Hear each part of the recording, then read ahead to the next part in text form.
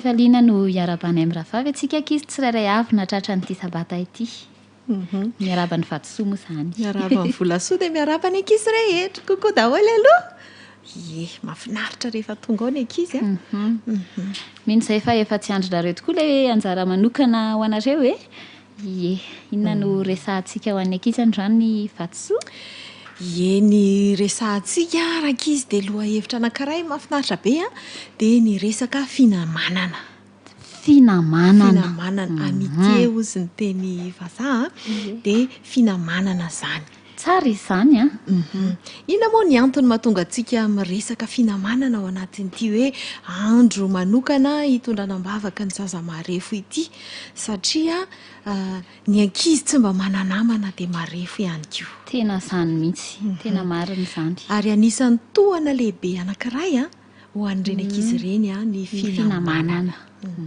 Mila namana izany izy ireny dia izay ny antony rankizy io ny ankizy marefo dia mila namana, mila ampitsika izy ireny dia mila ataontsika namana izy amin'izay izany ny fihetseham-pony zareo lasa faly izy, lasa tsy malahelo intsony izy, lasa tsy manjoretra matetika eny izy fa lasa miteraka fifaliana ho azy ny fananana anao namana indray. Izany mihitsy. Rehefa tsy manana namana mantsy manirery dia lasa mitoloko, lasa mitanendrika dia ilain'ny ankizy ny finamanana. Dia andeontsika hamaky toko sy andininy anankiray aloha volasoa. Misy baiboly ve ao ny ankizy? Ny ankizy manana baiboly moa. Ny ohabolana toko 7:10, andininy 7:10. Mora tadidy be mihitsy ohabolana toko 7:10 dia ny andininy 7:10. Inona nge ny lazain'izany teny izany Nahita ve nareo rankizy? Ohabolana toko 7:10, andininy 7:10.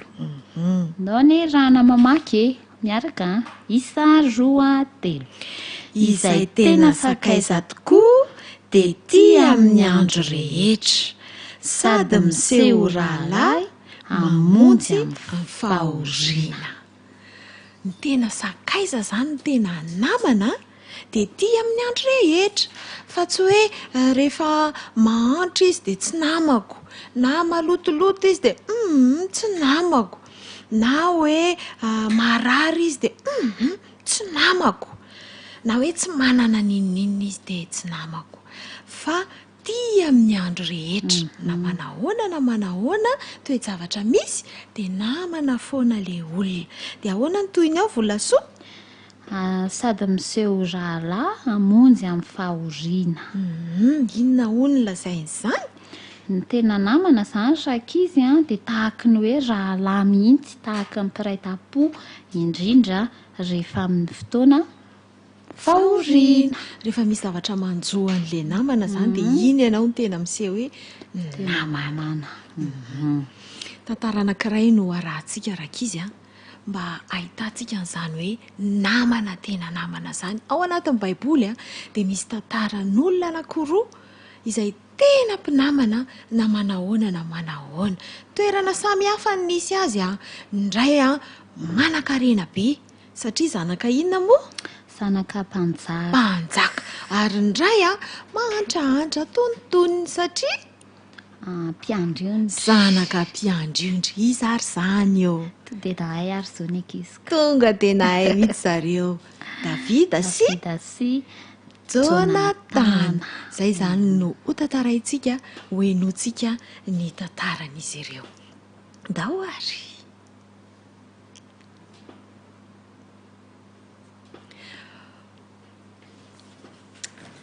Indray andro tamin'ny firenena iray dia nisy tanora roalahy izay tena mpinamana tokoa. Ny iray dia zanaky ny mpanjakan'Israely, Jonathan no anarany. Ny iray kosa zanaka mpiandriondry, Davida no anarany. Indray andro ny dadan'i Davida dia naniraka azy hitondra sakafo ho an'ireo rahalahiny any anady satria moa miaramila ny Saoly mpanjaka izy ireo. Rehefa tonga tany dia hitan'i Davida fa miorooro noho ny fatahorana lehilahy goavam-be iray atao hoe Goliata ireo miaramila. Dia o Davida, andeha hiady amin'izany lehilahy goavam-be izany. dia lasa izy ary naharesy azy.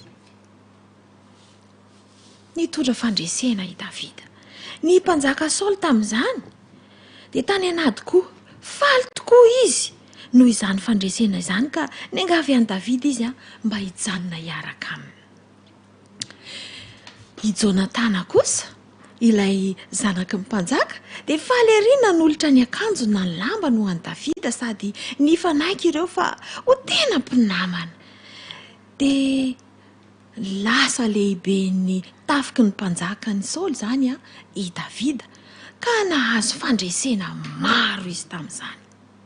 Nefa ndray andro dia tezitra tamin'i Davida amin'ny mpanjaka, satria tiany olona kokoa i Davida noho i Saoly. Dia nolazai ny Jonatana sy ny tafikany hoe mandana vonoa i Davida. Dia nanontany amin'ny ray ny Jonatana hoe fa maninona no te hamono an'i Davida ianao e? Tsy nanao zavatra manohitra anao ane izy, na fa nataony dia nanao izay azo atao mba hanimpona anao e. Dia niaiky ny mpanjaka Saoly hoe marina tokoa izany, fa tsy nanao ratsy azy izy. Fotoana vitsivitsy tateoriana dia tezitra maro tamin'i Davida indray izy, ka notorahany tamin'ny lefiny io. Tsy azony Davida mihitsy ny anton'izao fahatezerana izao, ka nanantona ny Jonatana izy hoe fa maninona kay ny dadanao no te hamono ahy e? Tsy azony Jonatana koa izay nahazo ny rainy, ka nilaza izy fa hanontany azy ny anton'izao. Nasainy afina aloha Davida mandritra n'izany fotoana izany, ary mbola nifanaiky ihany izy ireo fa hijanona ho mpinamana foana na inona miseho. Dia niaraka mpinamana foana hatrany Davida sy Jonatana. Ny harivan'io ihany, teo am-pisakafoanana dia nanontany Saoly ny aminy hoe fa nakaizy Davida e? Dia namorona fialan-tsiny teo Jonatana mba hiarovana ny Davida. Nahatonga fahatezerana mafy teo amin'ny Saoly izany. Mpamadika ianao ry Jonatana, Davida no tianao kokoa mihoatra ahy izao, izaho izay rainao. Dia notorahany lefina i Jonatana. Teo vao fantatry Jonatana fa tena hamono an'i Davida ny rainy. Kivy Jonatana tamin'izay fotoana izay. Dia lasa niverina tany amin'ilay toerana ny afenan'i Davida namany Jonatana. Notantarainy azy ny zavatra niseho. Nanoro-hevitra ny Davida izy mba handositra hiaro ny ainy. Dia nifamihana sy nitomany izy mirahalahy. Dia mbola nivoady hatrany fa hijanona ho mpinamana sy fampikarakara. Eny hikarakara ireo tanànany azy. Taty aoriana dia lasa mpanjaka i Davida. Dia nahatsiaro ny voadiny fanaovany tamin'ilay namany izy. Noraisiny tao an-trano ilay zanaky Jonatana malemy iray sisa tavela, ka niara-nihinana sy niara-nonina taminy mandra-pahafatiny. Izay ilay tantaran'ilay finamanana nahafinaritra. Eny mampalahelo indraindray kanefany ny zavatra nahafinaritra dia tsy nisaraka mihitsy izy, na tamin'ny mafy na tamin'ny mora. Rehefa misy fifaliana niara-ny lalao izy, satria lasa nitoetra tao andapany mpanjaka i Davida. Fa rehefa ny vonoany tadiavin'ny Saoly vonoana amin'ny tsy antony i Davida noho ny fialonana, dia niaro i Saoly. Zavatra tena i Jonatana zafady. Dia tena zavatra mahafinaritra ny mijery an'izany. Na mafy na mora dia mifanaika ho mpinamana, mifanavitra, mifanondrotra. Raha misy ray marefo dia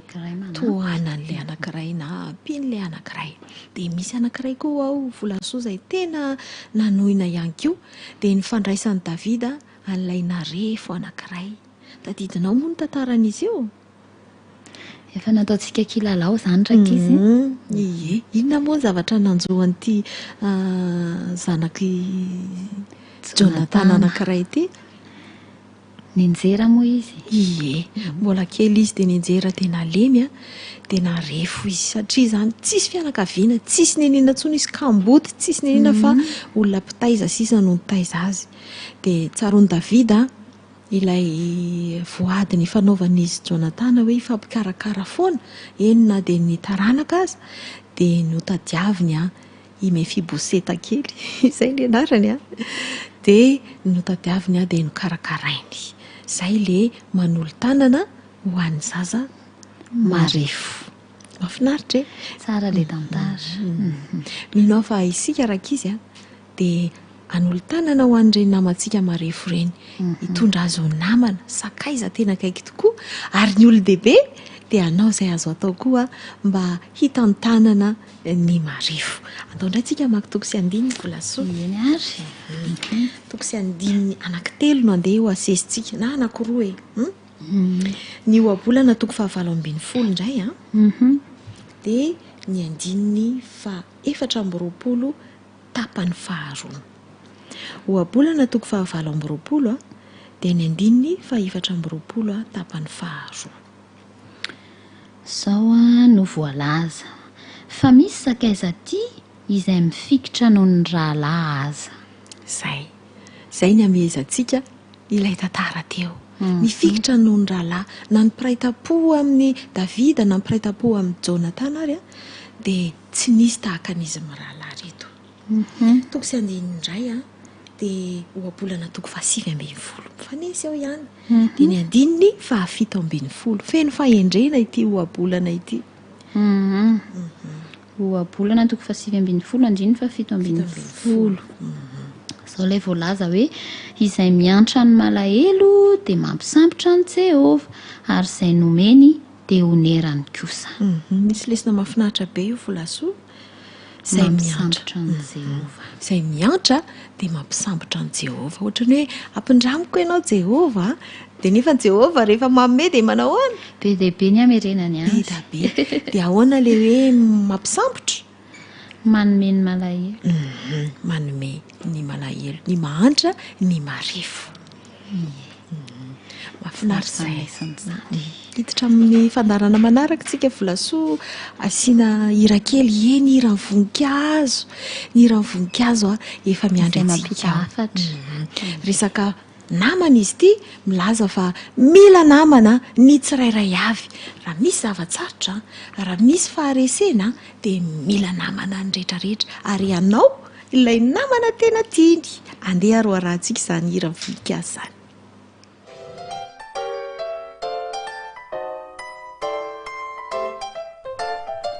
Tu me fais du bien quand je vais pas bien. Tu me fais sourire quand pour moi y a rien qui va. Personne d'autre ne me fait tant rire que toi. On a tous besoin d'un ami comme toi. On a tous besoin d'un ami comme toi. On a tous besoin d'un ami. On a tous besoin d'un ami, d'un vrai. On a tous besoin d'un ami. Si toi tu partages avec moi. Si j'arrive pas, je sais que tu m'attendras. Tout le monde peut me laisser tomber, mais pas toi. On a tous besoin d'un ami comme toi. Tu as toujours les mots qu'il faut. Tu es toujours celui qui fait ma joie. Quand personne veut m'écouter, toi t'es là. On a tous besoin d'un ami comme toi. On a tous besoin d'un ami comme toi. On a tous besoin d'un ami. On a tous besoin d'un ami, d'un vrai. On a tous besoin d'un ami. On a tous besoin d'un ami. On a tous besoin d'un ami.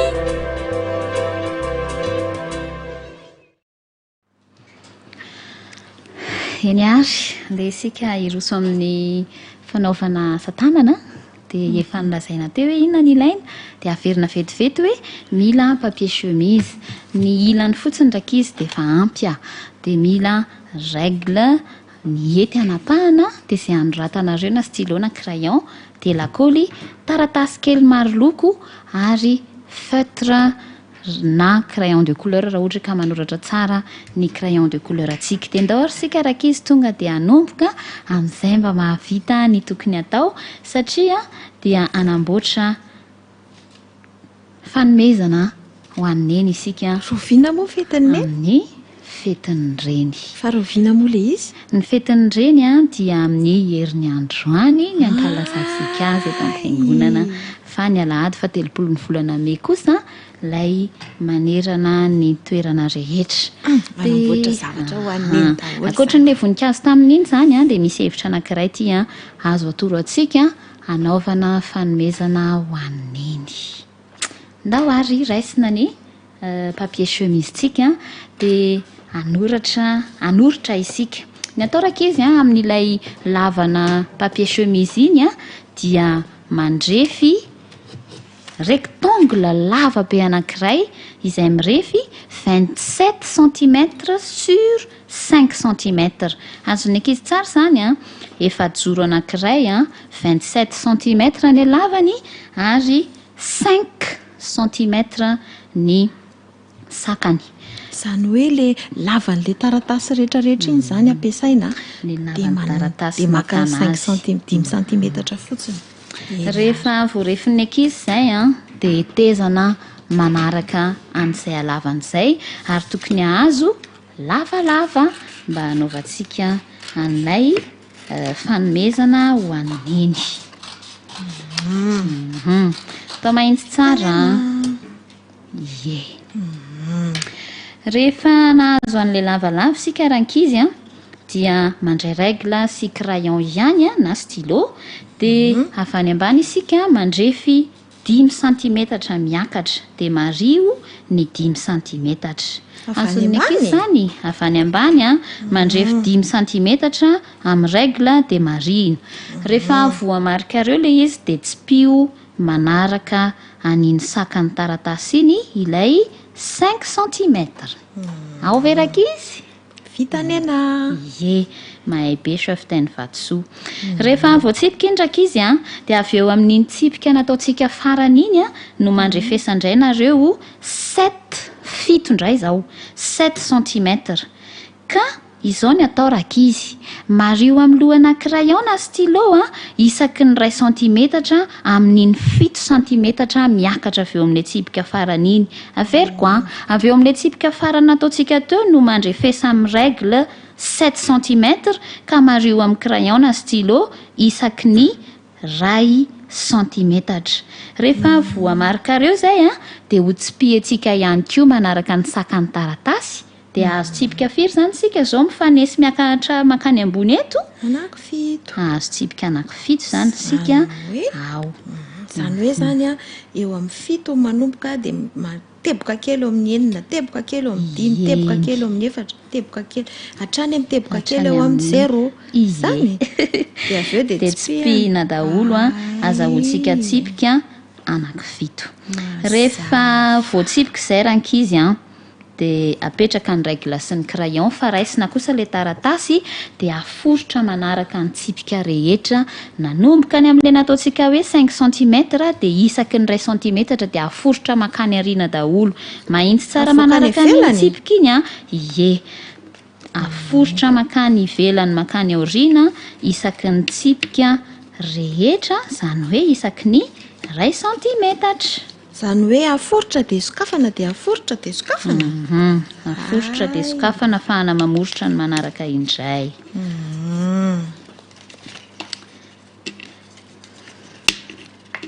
Atao mahitsy tsara. Atao mahitsy tsara manaraka ny tsipika efa nataontsika manaraka ny sakany iny. Mbola tsy vitany iana. Izany. Mbola misy kely 3-6. Rehefa voaforotra dia lasa miorina izany ilay taratasy, lasa ohatran'ny misy mikitotoana kely manaraka an'ilay niforotra rehetra teo. Dia izao rakizy izy ity mbo aforitrantsika anankiroa mantsy. Dia mba ahafahany mitazona anazy ho tsy mihetsika dia anamboatra ohatran'ny porte ceinture kely isika ametahana azy avy eto aloha makany aoriana. Ka izao ny anaovantsika azy manapahany ianareo taratasy indray izao ny halavany 1,5 cm sur 12 cm. 1,5 sur 12 cm. Dia tezana indray iny dia tokony ho mahazo lavalava kely ohatran'ireny azo atao fitoerana fekibo amin'ny pataloha na zipo amin'ny tepan'ireny isika rakizy. Firy moa izy rakizy? 12 cm ny lavany dia 2 cm sasany sakany. Rehefa azontsika izay rakizy dia ho apetakitsika amin'ilay lohana taratasitsika tary amin'ny angano voalohany ny akarano 5 rehefa avy eo. Tany ambany zany no apetatsika izy io ka ny tanjontsika dia ny ametaka azy ka tonga azy ho lasa ohatran'ny porte ceinture makany an-damosiny rehefa avy eo. Zany hoe eto amin'ny ambanin'ny anganon'ny taratasy zany rakizy no asiana lakôly dia apetaka atao amin'ny sisiny tsara, amorony tsara ilay izy dia rehefa avy eo aforotra dia apetaka indray izy any aoriana. Andao any aloha atomboka aty aloha atomboka voalohany asiana lakôly ilay morony ambany iny ipetahany atao mipetaka amin'ny sisiny tsara amin'ilay ambany amin'ny taratasy. Ataovy manara-tsisiny tsara ka ilay taratasy kely 12 cm dia zarao tsara hitovy ny halavany avy any amin'ny sisiny sy ny sisiny fa mipetaka amin'ny morony taratasy kosa. Ho an'izay mahita sary izy dia mora kokoa, ho an'ny tsy mahita sary ataovy amin'ny morony ambany indrindra mipetaka amin'ny lakôly amin'ilay taratasy eny ambany. Tsisy taratasy mihoatra mihitsy zany fa tonga ny any ambany fa ny aty amin'ny tanany anankiroa no mihoatra. Dia iny tanany anankiroa mihoatra iny rakizy ho aforositsika makany aoriana satria ho ataotsika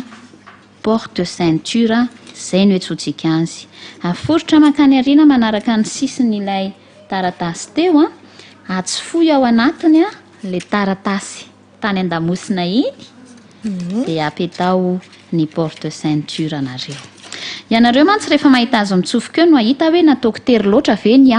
dia nefa koa tsy atao malalaka loatra fa mba hahafahan'ilay ao aoriana iny ahetsiketsika. Izay ny tanjona rakizy izay ny maha-porte ceinture azy hahafahan'ilay ao an-damosina ilay lavalava tsy ny forotra iny zany hihetsiketsika. Ka rehefa hametaka an'ilay ao aoriana zany sika dia ilay tanany kely ankiroa no ampifampiraikitra fa tsy ampifampiraiketina amin'ilay taratasy ahetsiketsika akory. Ohatrany hoe lasa fekibo zany zao ilay taratasy lavabe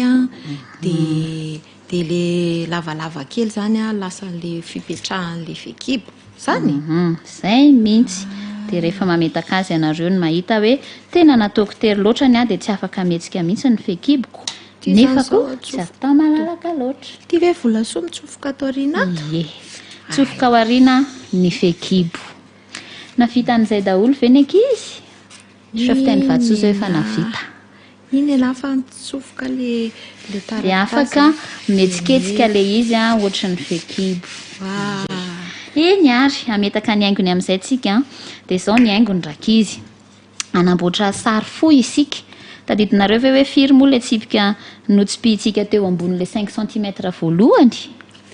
7. Dia ndao isika amboatra fo kely 7. Dia satria rakizy 5 cm ny sakan'ny taratasy nampiasaintsika dia ny angezan'ny fo izay ho amboarintsika zany dia 5/5 ny refiny raha ohatra izy ka ilay eo amin'ny hamaritantsika azy avy amina taratasy carré anankiray. Anamboatra fo anankifito isika raha manana karazana lokona taratasy anankifito samihafa zany ianao dia vao mahay tsara indrindra. Raha ohatra moa izay isan'ny misy ao ny anananao dia ataovy mifandimbindimby mba hoe misy lokony isan-karazany fotsiny. Fa rehefa anety ohatrany amin'ny vatsoa iny zany zao maka carré 5 cm/5 dia aforotra roa fomba anankiray izay angalana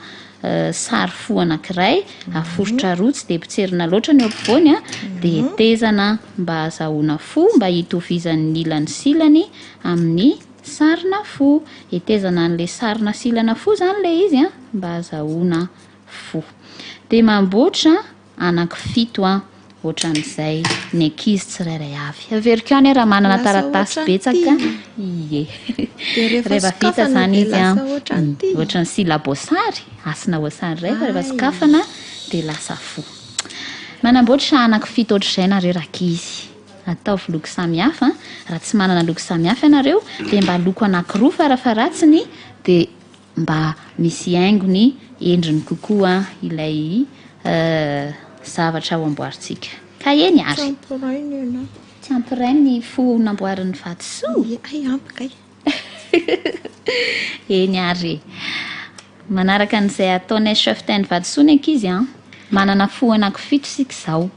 Fo izay avy amina carré 5 cm dia izao no ataontsika ho apetrakintsika amin'ny tsirairay avy amin'ireo soritra efa naforontsika isaky ny 1 cm teo ny fo tsirairay avy. Rehefa ametaka ny fo amin'ny lakaoly isika dia le lohany kely ohatry ny nono kely ery ambony iny ihany nasiana lakaoly, le mibotsina ery ambony dia apetraka mahitsy tsara. Apetraka mahitsy tsara eo amin'ny tsipika nataontsika tamin'ny crayon ao amin'ilay taratasitsika teo. Ndao ny andramany ataovy miovaova ny lokon'ny fo izay apetaka ireo fa mba tokony hisy haingony amin'izay fiovan'ny fo izay. Averiko ihany hoe raha tsy manana loko maro ny ankizy anankiray dia mba loko anankiroa samihafa ampiasaina. Dia rehefa mametaka dia ataovy mahitsy tsara eo amin'ilay tsipika. Midona eo amin'ny tsipika izany ny lohana cœur, lohana fo, dia apetaka ataovy atonina tsara eo amin'ny izay indrindra. Mahay be ny chef rehefa mipetaka ny voalohany dia maka fo anankiray indray. Raha manana lokony hafa dia izay apetaka manaraka indray. Aiza moa ny ataon'ny lakaoly? Eo amin'ilay mibotsina. Eo amin'ilay mibotsina kely fotsiny dia apetaka mahitsy tsara amin'ny tsipika manaraka eo ambony indray izany izao ohatran'izao. Miova loko hafa indray dia alefa indray manaraka. Raha ohatra hoe loko anankiroa ihany ny ananan'ny ankizy dia izay loko voalohany dia miova amin'ilay loko faharoa indray rehefa avy eo, dia miverina amin'ilay loko voalohany indray rehefa avy eo, dia miverina amin'ilay loko faharoa indray rehefa avy eo. Fa ny tanjontsika dia mba miovaova ny lokon'ilay fo izay apetaka isaky ny tsipika. Miova fahatelo izay ny ana ilay fo kely. Za zao efa fo faefatra anareo rakizy. Dia lohany ary ambony ihany ny apetaka fa raha vao miraikitra be loatra dia manjary tsy mety tsy tokony ohatran'ilay 1 cm ny refesitsika iny mihitsy ny ipetahan'ny lakaoly satria misy antony iny aseho antsika ilay izy rehefa vita daholo. Apetaka ny fo anaky 7.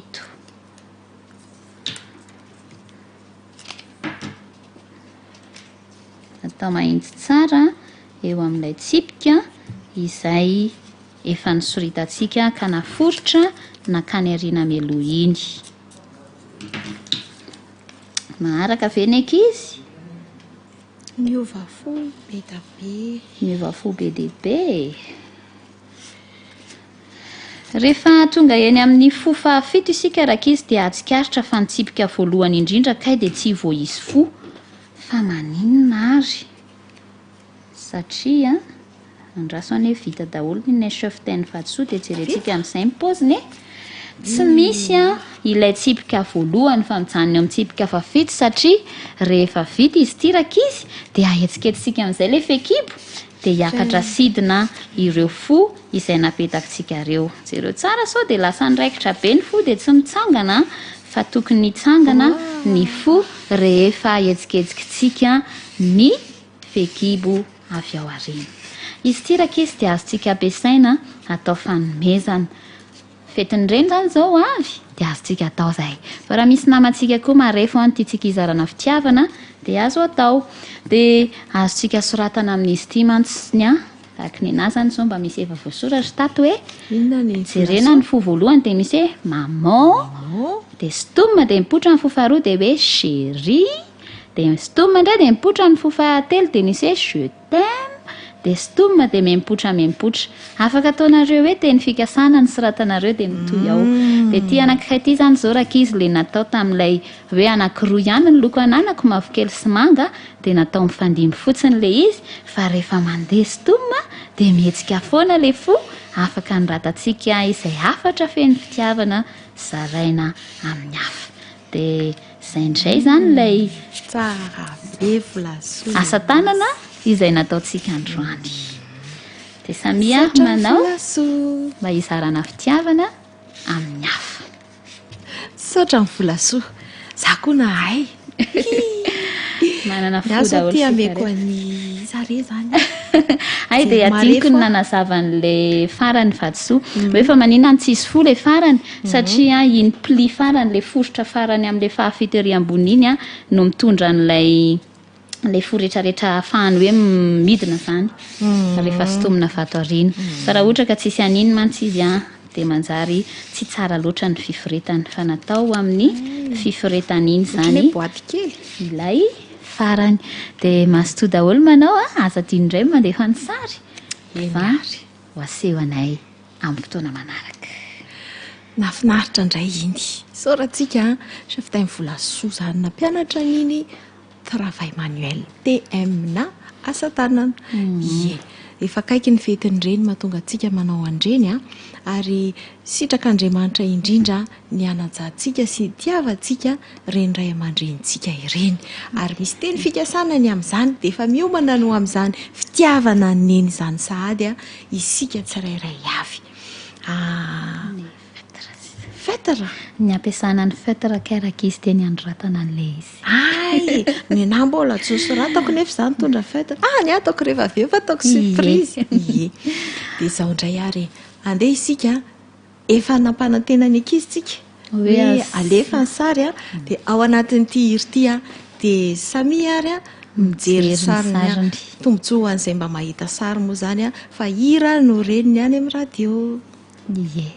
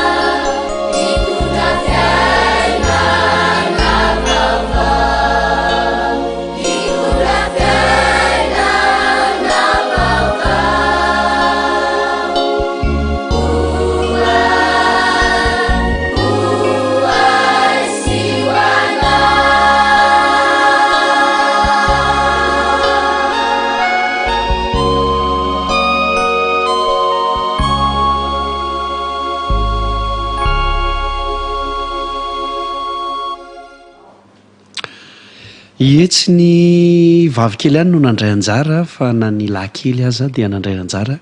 tamin'ireny travail manuel izay natolotra ao antsika isaka sabata tolakandro eny dia isaorantsika volasoa sy vatsoa nanolotra an'ireny mandrakariva ao any ankizy rehefa manao kopakopa-tany ao any ankizy moa izany izy ao ambadika ao satria efa ho avy-tsoela koa fandarantsika manaraka ary ny tenako sy tsara indra kosa dia amarana ihany koa ny dinika mahakasika ny hoe marefo ankizy marefo hitantsika voalohany teo ny marefo ara-petsepo dia amarana antsika azy ny marefo ara-tsaina sy ny marefo ara-batana izay tsy tokony ataontsika amin'ny ankizy fa tokony ireny zavatra niseho teny ireny izany no tokony mba iainandreo ankizy iny ary tsara rindra dia hojerentsika ny ara-tsaina sy ny ara-batana amin'ny manaraka angamba ny alain dia anokanantsika fotoana misimisy kokoa fa zava-dehibe mihitsy mantsy isy fiatraikany be dehibe eo amin'ny fiainan'ny hoavy ny zanakitsika mihitsy ity hoe resaka fiarovana ny zaza mba tsy harefo ara-batana ity satria ny amin'ny sakafo vokatry ny amin'ny sakafo omentsika anazy akoatra ny herisetra tsika tsy resaka herisetra famonoana sy resaka hoe ohatra ny hoe tsy fitandremana rehefa mitondra voaka satria ireny dia efa mahatonga an'ilay zaza harefo vokatry ny tsy fitandremana rehefa mitondra voaka izany nyreny vokatry ny hoe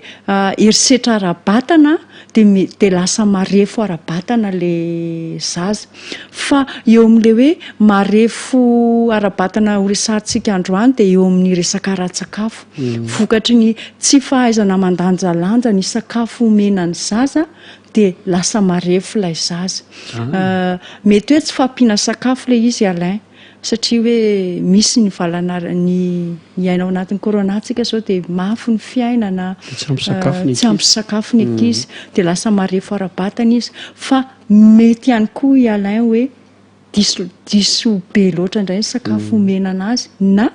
tsy fantatsika ihany koa fa ny siramamy be loatra omena ny zaza dia misy fiatraikany eo amin'ny vatana tena satria hoe mba tianao hipetraka ilay zaza ao an-trano ao dia anaovana omena anazy daholo izao rehetrarehetra izao mila mitandrina isika ary ny ankizy sy ny zaza tena tia mamy dia totofana mamy eo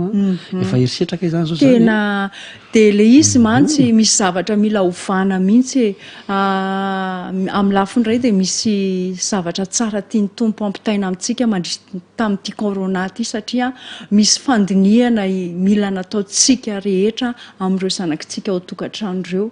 dia misy fanazarana ihany koa izany nentina amin'izay amin'ny resaka an'izay mamy izay ihany tsika mantsy dia misy fiatraikany ihany koa ilay izy tonga dia resaka avy hatrany eo amin'ilay vokatry ny finanana mamy loatra dia lasa miteraka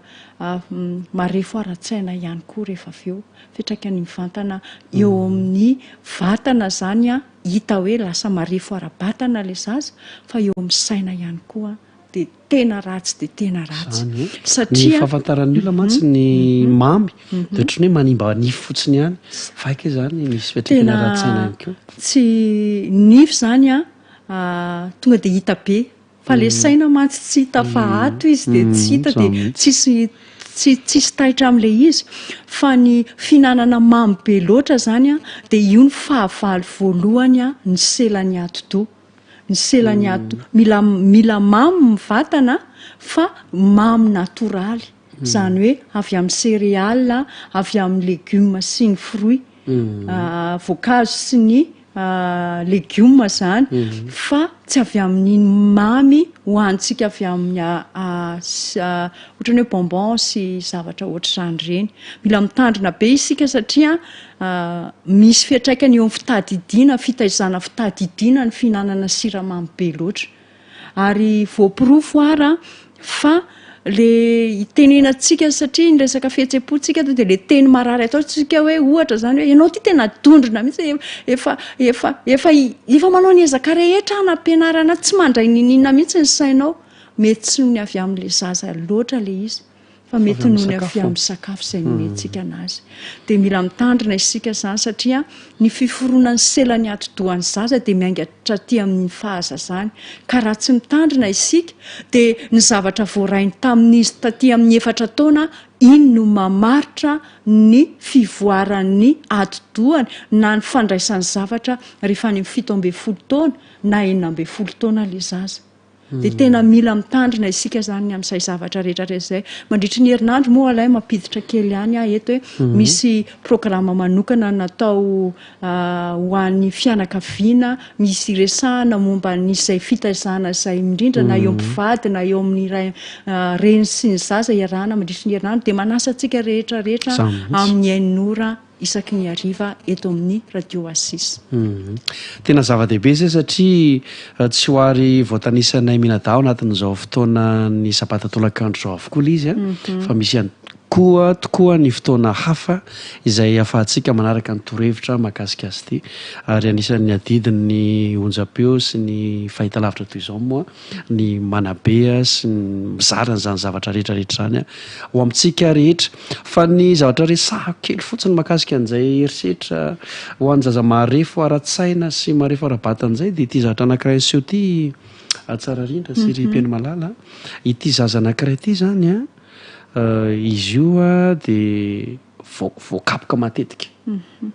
kanefa izy tsy ory ara-tsakafo zany hoe omena fromage izy omena sakafo hitanao mihitsy hoe tsy ory ara-tsakafo izy fa vokatry le herisetra ara-batana indray kosa zany dia tsy mitombo mihitsy ilay zaza mahi kely rehefa jerena zany ilay sakafo hoaniny tokony hoe mba angeza azy abotabota azy kanefa ankilany tena tsy le sakafo ka hoe tokony angezan'ilay zaza sasalama fa ilay fanaovan'ilay ray aman-dreny azy ihany koa dia ampitaina ihany zany zay fa mifameno avokoa na ny sakafo na ny fitenenantsika sy ny mety hoe zavatra ataontsika amin'ilay zaza zany ary namperitreritra moa zany dia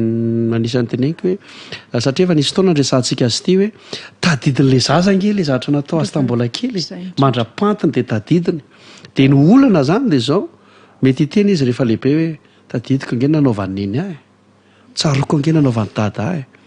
efa lehibe izy no miteny an'izany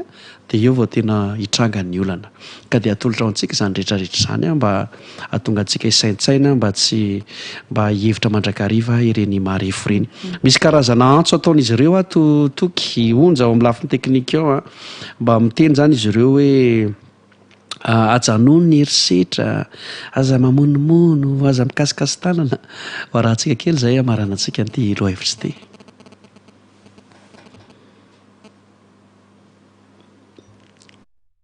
ajanono ny herisetra amin'ny ankizy kely aza mamono zazakely ie zay sary zay ihany koa zany sy sary iny zay hitany teny andalina teny no amarana anay fotoana misy tovolahy kely ihany koa toky raha tsy diso hoe tsy mamonomono alefantsika kely ho an'ny ajanono ny herisetra zay le teo dia hoe tsy mamonomono izy le tovolahy kely be dehibe reto ankizy kely tsy mamono tsy misietsasietsy tsy mikapoka olona tsy mikapoka olona mikapokapoka olona ie zay moa zany mba azon'izy ireo nampitaina dia mba samy mandray izay tandrifiny isika menakavy isaorako manokana hitsara rindra zay resaka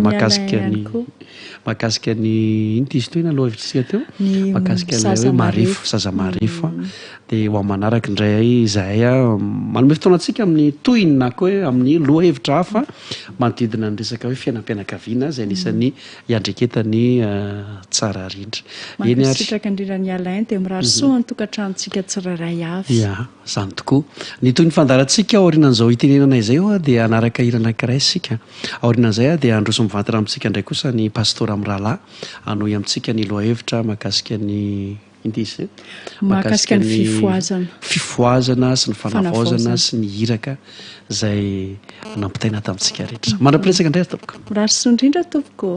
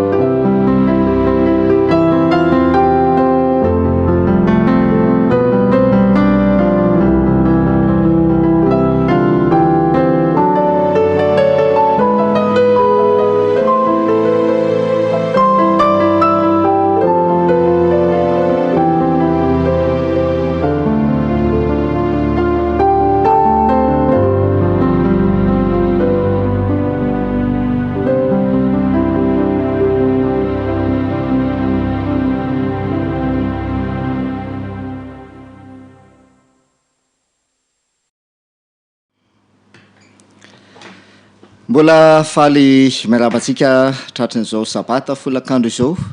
ary ihany koa tafaraka hiaraka andinika ny ten'Andriamanitra sika andika ihany koa ny lohahevitra mahakasika ny fifoazana, ny iraka, ny faminaniana. Miarabantsika rehetra amin'ny anaran'i Jesosy Kristy tompontsika, mino isika fa nandray fitahiana avy tamin'Andriamanitra tokoatsika tamin'ity sabata ity. Miaraba pasteur Arfidy. Miaraba. Dia andeha hivavakantsika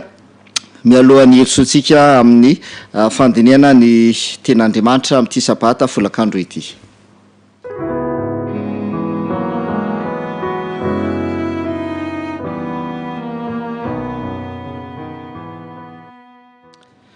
Andriamanitra rainy izay ny an-danitro misaotra anao zahay, nomenao ny andro sabata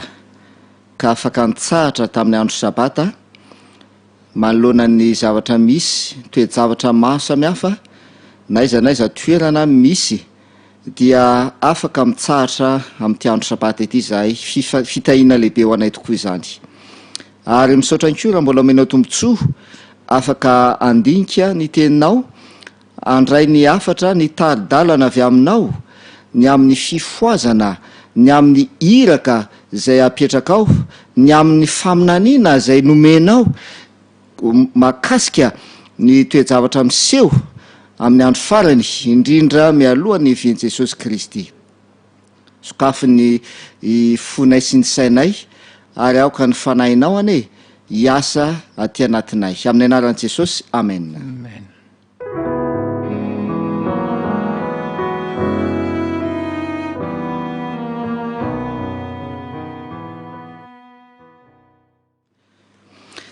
Efa andro sabata vitsivitsy zay no niarantsika nandinika n'ilay lohahevitra fifoazana, iraka, faminaniana zay namantarantsika ny fototra mahakasika n'ity fifoazana ity, satria iarahantsika mahafantatra fa isa-tany ihany koa dia miezaka ny miasa amin'ny fisandohana izany fifoazana izany, ary izany mahazava-dehibe ny amantarantsika sy andiniantsika mahakasika n'ity fifoazana ity.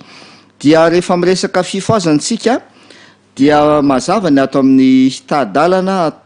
boky fiomanana amin'ny ranorana fotoan-tsarotra farany, fiomanana fotoan-tsarotra farany dia ao amin'ny pejy 520 dia misy an'izao teny izao hoe tsy maintsy isy fifoazana sy fanavaozana tarihan'ny fanahy masina. Mazava ho azy zany ravana malala fa tsy misy mihitsy zany fifoazana sy fanavaozana, tsy misy asan'ny fanahy masina. Dikan'izay zany amin'ity fifoazana ity sy fanavaozana ity dia manana toerana lehibe ny fanahy masina. Dia andao hojerevantsika kely zay pasteur mahakasika an'izay toerana fanahy masina zay ao anatin'ilay hoe fifoazana sy fanavaozana zay tsara ho fantatra ihany koa, satria mba tsy hatonga atsika ho tafalatsaka ao anatin'le fandrika, le fisandohana zay ataon'ny satana ny amin'ity le fifoazana ity, satria misy manana anjara toerana lehibe ny asan'ny fanahy masina ao anatin'ilay fifoazana. Zava-dehibe tokoa ny asan'ny fanahy masina. Andeha aloha tsindriana kely ary averimerina matetika eto fa ity fifoazana resana eto ity dia tsy ilay programa fa izy io zany tena fiainana andavanandro. Ianao zany rehefa manao zavatra anankiray dia indraindray ohatrany hoe feno loatra ny sainao, raha zay ny azo ilazana azy, dia mila miato kely aloha. In'le miato kely iny zany dia anampy anao atakatra ny zavatra zay ataonao. Zany hoe eto zany zao dia ilay fiatoana kely iny izay inona ny dikan'iny dia izao rehefa manao zavatra mantsy ianao dia ny retsika ray manontolo lasa miasa mafy be, dia lasa reraka, dia lasa mienjana mihitsy ara ny ozatra ray manontolo, dia mila mijanona kely aloha de somary amin'ny teny vahiny izy zany de manao ny antsony hoe relaxation kely aloha zany hoe rehefa manao an'izay anao de mahatsapa fa hiatsara le zavatra atao hiatsara de eo zany mahita hoe misy zavatra manao zavatra mihoatra zany na manao zavatra tsy ampy ka atonga ny asa zay atao na ny andraikitra zay tanterahana ho araka ny tokony ho izy de misy an'izay ka iny fotoana iny de mampiasa ny fanahy tahaka an'izay koa rehefa manao hoe andeha aloha hieritreritra kely iny ane mampiasa fanahy ny dikan'iny e fa ny fanontaniam-pelaka hoe fanahaniza de tsika zany zao tsy misy marina na de iray ara ny dikan'izay zany de izao ninona fisainan'ny mpanota zany tsy marina fa voalohany indrindra zany io fanahy io rehefa manazava ny saina de ndao jerentsika ny voalazan'ny jaona toko fahenina ambin'ny folo jaona toko fahenina ambin'ny folo de vakitsika ny andininy fa telo ambin'ny folo de zao ny voalaza jaona toko fahenina ambin'ny folo andiny telo ambin'ny folo fa raha tonga ny fanahy ny fahamarinana de izy no hitaridarinareo amin'ny marina rehetra izany hoe lay hoe tsy misy marina na de iray ara dia mila ny asan'ny fanahy zany de rehefa tonga io fanahy io de io zany a amin'ny teny vahiny izy io de antsoina hoe lucidité d'esprit satria ilay mpanjaka an'izao famajina zao manajamba ny masom-panahy de rehefa tonga io fanahy io a de mitarika am'izay de anisany tena anankiray ihany koa asan'io fanahy io de eo amin'ny andinin'ny fahavalo de zao ny voalaza ary raha tonga izy de ampiaiky zao tontolo zao ny fahotana asan'ny fanahy ngeza be ihany koa zany zay fa ny olona zany tsy atsapany tena fahotana izy matsapa fa manota izy fa tsy afaka nonona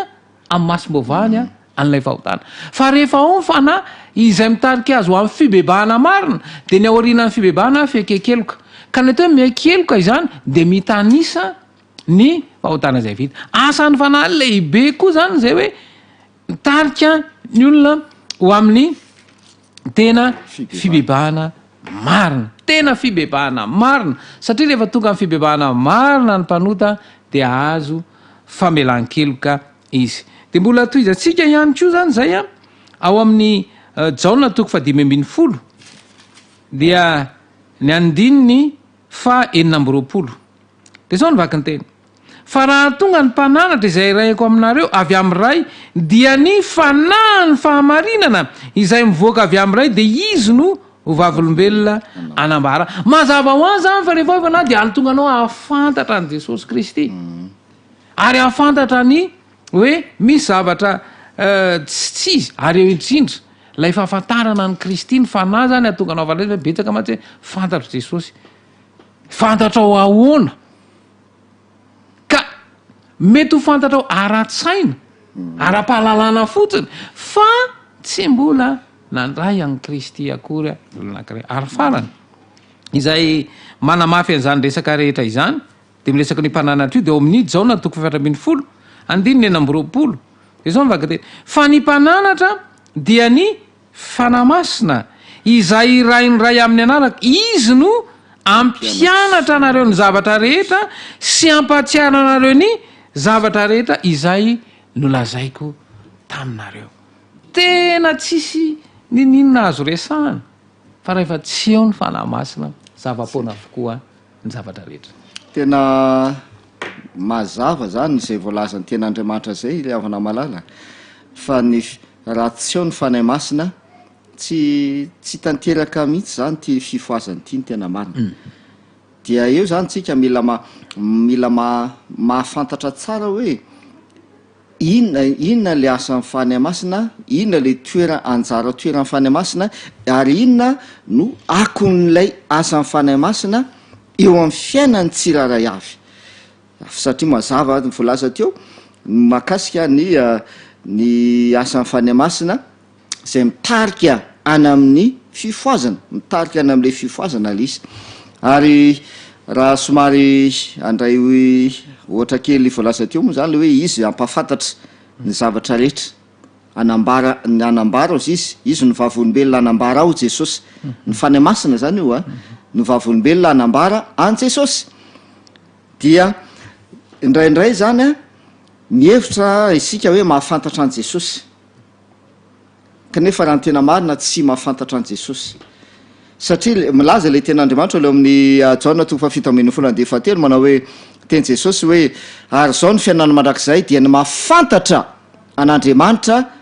tokana sady marina sy Jesosy Kristy. Ny fiainana mandrakizay dia ny mahafantatra an'Andriamanitra, connaissance de Dieu, fahafantarana an'Andriamanitra. De eo zany indraindray no tsy azo indraindray tafalatsaka any amin'ny tsy izy ilay hoe mahafantatra an'Andriamanitra satria mety azo anao atao ny hanao fikarohana momba an'Andriamanitra amin'ny alalan'ny fianarana ny zay atao zany ny manao recherche momba an'Andriamanitra ianao, mety mahazo hatrany amin'ny doctorat ianao ny am'izany hoe fahafantarana momba an'Andriamanitra zany amin'ny alalan'ny fikarohana. Fa ny fantanena lehibe mipetraka de hoe tena mahafantatra an'Andriamanitra marina ve ianao. Ary io zany ny betsaka no tafalatsako anatin'izay fandrotra zay. Ary zay ihany koa ny mila tandremantsika mba tsy hatonga antsika ho voafitaka amin'ny alalan'ity fifoazana ity. Hoe ohatra androany zany ny sabata ny andro de mitandrina sabatsika. Dia mety misy fiheverana hoe satria za efa mitandrina sabata dia efa hoe mitsahatra miaraka amin'Andriamanitra sisa kanefa rehefa tena diniana sy jerevana akaiky zavatra afaka ino am'izao. Zay foana zany efa napetraka hatramin'ny voalohany hoe voalazan'ny pasteur tamin'ny voalohany teo izy hoe tsy programa lay fifoazana afa tena fiainana mihitsy ity fifoazana ity, fanandramana iarahana amin'Andriamanitra lay fifoazana, fanandramana iarahana amin'Andriamanitra isan'andro ity fifoazana ity. Izay zavatra zay nefa zany tsy tanteraka mihitsy raha tsy misy ny fanahy masina, raha tsy miasa ao anatsika le fanahy masina. De ohatra zay koa zany no voalaza amin'ny asan'ny apôstôly 2:4 le voalaza amin'ny 2:2 sy ny 2:4 izy milaza hoe ireo mpianatra zany tamin'izay fotoana zay dia ny ray saina, ny ray fo, ny ray toerana sy ny sisa dia indraindray diso ihany koa ny fandraisantsika zay voalaza izay dia lasa manao programtsika hoe mba hiaina ny zavatra anseho tamin'ny andro Pentecoste, hoe mba hiainantsika koa le zavatra anseho tamin'ny andro Pentecoste dia manao programa ny am'izay zavatra zay dia amin'ny alalan'ny endrika maro samihafa mba hanehoana le hoe mila miray saina hoy zany tsika e, mila miray toerana hoy zany tsika e, mila sisa kanefa tena zavatra hafa mihitsy zany ny ten'Andriamanitra ho lazaina hoe ina moa zavatra anseho tamin'ireo mpianatra ireo tao amin'ny efitrano ambony. Dia andeha maky tsy tokisy andemo zany azafady fa andala tena anankiray ato amin'ity taridalana ty fiomanana ho amin'ny fotoatsatra farany hoe inona zavatra niainan'ireo mpianatra tao amin'ny efitrano ambony. De zao voalaza no pejy fa 5:7 de ozy izy manaiky antsitrapo ho ampiasaina sy ho tarihan'ny fanahy. Zay ke ny zavatra anseho voalohany indrindra, manaiky antsitrapo ho ampiasaina sy ho tarihan'ny fanahy masina. Fa na de miezaka eo zany tsika hoe andaotsika mba iray saina kanefa tsy eo anatsika zay fahatsapana izay zay fanekena zay hoe manaiky ho ampiasainy fanahy masina ianao de mivorivory eo foana, de mivory eo hoe miray saina kanefa lasa zay zany le tena lasa diso zany le fifoazana am'izay fotoana zay, tsy izy lay fifoazana zay iainana am'izay fotoana zay. Izay kena tiany olazaina am'le hoe ny ray saina reo olona reo, ny ray saina sy fosy fanahy satria ny tsirairay avy tamin'ireo mpianatra ireo dia samy efa resy lahatra, samy efa nanaiky antsitrapo ho ampiasainy ny fanahy masina. De rehefa nanaiky ho ampiasainy fanahy masina izy ireo de latsaka am'izay ny fanahy masina ampiasa anazy. Ho toizantsika mantsy zay rehefa avy eo amin'le resaka iraka. de anisan'ny zavatra anankiray voalaza ato ihany ko zany zavatra anyseho a tsara fatatsika mahakasika ny mpianatra ato amin'ny andro pentecoste de ozy izy talohan'ny andro pentecoste ozy izy dia niona izy rehetra ka nanala izay rehetra nampisaraka azy iray aina izy rehetra rehefa tonga ny andro pentecoste dia ray saina izy rehetra aoka hoe sorin'ny kristianina ny ady lahy ary aoka ny olo tena ao an'andriamanitra izy mba hamonjy nyvely ary aoka izy hangataka ny fitahina amin'ny finoana dia ho avy izany mazava le voalaza eto le hoe ny ray saina zany firaisan-tsaina io zany tsy hoe mampitovy hevitra na hoe inona no ifanarahana zay ko ndraydray zavatra amseho hoe inona no ifanarahantsika ay tsy zay zany le hoe tian'olazana hoe izy ireo ny ray saina sy fosifana fa le firaisan-tsaina de hoe niala ny adylahy niala ny adylahy sy ny tsy fifankazahoana ary io nefa nitatsika tamin'ny fandarana tany aloha hoe anisan'ny endrika an'ilay fifoazana sandoka dia ny toetsaina mampisarabazana toetsaina mampisarabazana de tsara ho fatatsika zany ry havana malala mahakasika an'ty le fifoazan'tya miasa amin'ny fanay masina ao anatin'izay dikan'izay de zao tsy raha tsy misy ny asa amin'ny fanay masina tsy ho tateraka ihany ko zay le hoe firaisan-tsaina izay hoe miala ny adylahy miala ny fankalana miala ny tsy fifankazahoana sisy ary voalazanao am'le ten'andriamanitra amin'ny asan'ny apôstoly toko fahefatra moa zany de hoe eo am'izay le hoe niombona ny fananany rehetra ao amin'ny andehny fefatra amy telopolo zany zao am'le asan'ny apôstoly toko fahefatra de ozy izy hoe tsy nisy olana alahelo teo aminy tsy nisy olana alahelo teo aminy fa niombona ny fananany rehetra inona tian'olazana am'zany esprit de partage toetsaina esprit de partage esprit de générosité fahalalatana zany tian'olazaina am'le tian'andriamanitra zany e fa tsy hoe andaotsika anao etsika anankiray a mba anehoana hoe miompom-panana antsika any mantsy le fandrika pasteur hoe anehoana hoe miompom-panana antsika de andaotsika hiaraka hipetraka de fampizarana daholo tsy zay kely izy fa toetsaina le izy toetsaina malala-tandana ary toetsaina mizara esprit de partage toetsaina mizara de zay ny ainany reto mpianatra reto dia zay mahatonga ten'andriamanitra ny laza hoe niombona ny fanana rehetra de tsy nisy nalahelo teo aminy ny zavatra miseho mantsy pasteur zany tonga de mijery zava-misy tsika fa zavatra miseho zany nao amin'ny fiangonana azy dia tena tsy tanteraka io voalaza io satria samy manany maka ho azy toetsaina samy maka ho azy misy sahirana ao fiangonana fa de tsy mifanampy tsy mifampizara tsy mifanohana tsy mifamonjy fa samy maka ho azy zay zavatra amseho kanefa miara-mivavaka ao zany miaraka mivondronao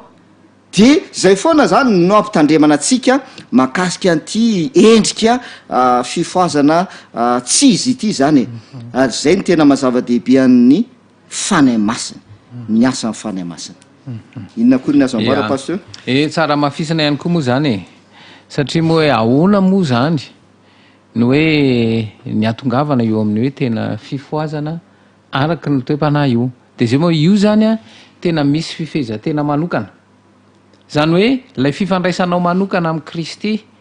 de mazava ho azy zany fa ny ifandraisana amin'i Kristy voalohany reny de amin'ny alalan'ny teniny satria raha miresaky tsika zany a ny any amin'ny Jaona toko 15 dinionareo ny soratra masina fa ataonareo fa ao no nareo fianamaka ary reny no manambara izany hoe isika izany rehefa te hifandray amin'i Kristy de amin'ny alalan'ny fandaniana ny teny mila manokana fotoana enao zany isan'andro ifandraisana amin'i Kristy de ity ny tena tsy ampy amintsika lay mandinika eo fa lay fisaintsainana fa jereo tsara fa inona ny tena saintsainana be dehibe eo ane de fankahalana e tadidio fa rehefa fankahalana no hoe tsy misy na oviana na oviana fana afaka rano fanahy kristy marina no anatinao tsy hankahalana oviana na oviana fa ny devoly koa mampiditra fitaka de io zany lay tsy atao lay fisaintsainana de rehefa mandinika an'io teny io a de mila fifantohana io koa ny tsy ampy lay fifantohana satria tadidy tsara fa rehefa mifantoka ianao de zao misy zavatra voaray ao ary ny zavatra voaray ao anatin'ny fifantohana dia miraikitra le izy fa matetika zany tsika tsy mifantoka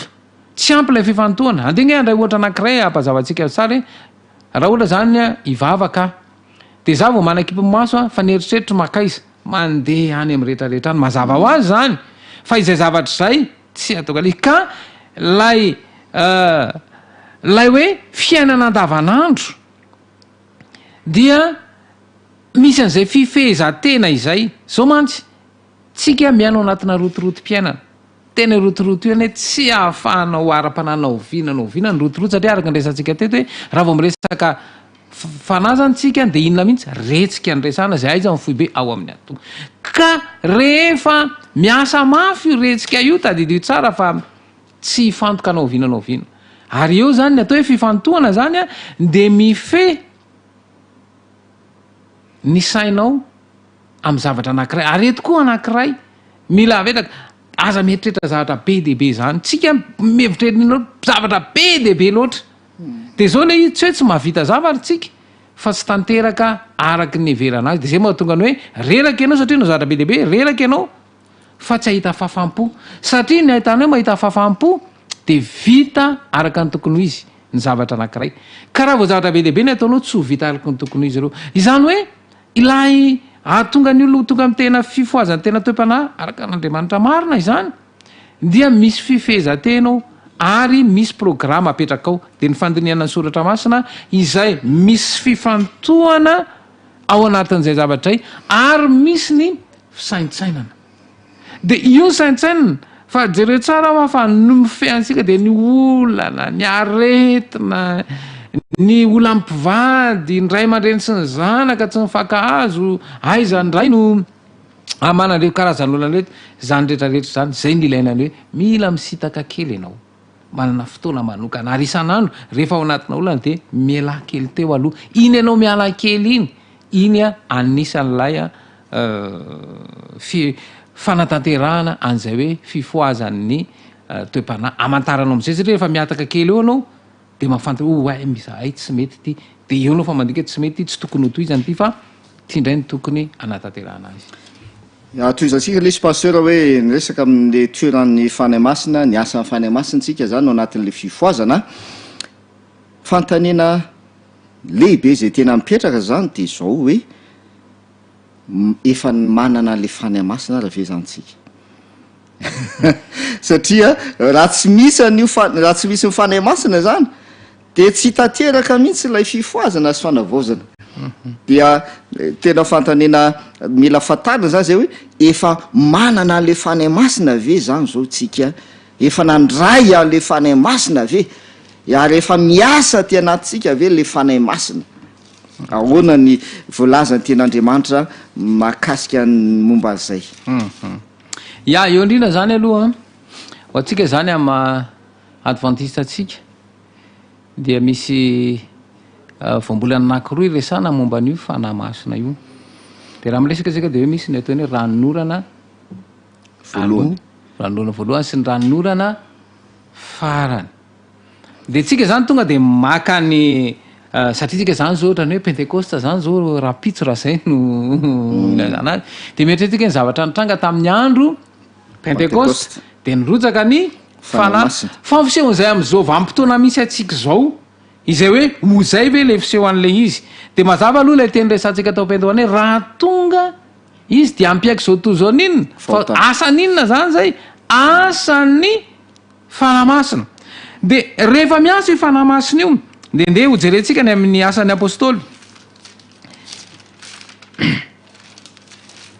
asan'ny apôstôly a dia andeha zany ovakitsika aloha voalohany indrindra ny teny izay voalaza ao amin'ny asany apôstôly voalohany asany apôstôly voalohany dia ovakitsika amin'ny andininy faefatra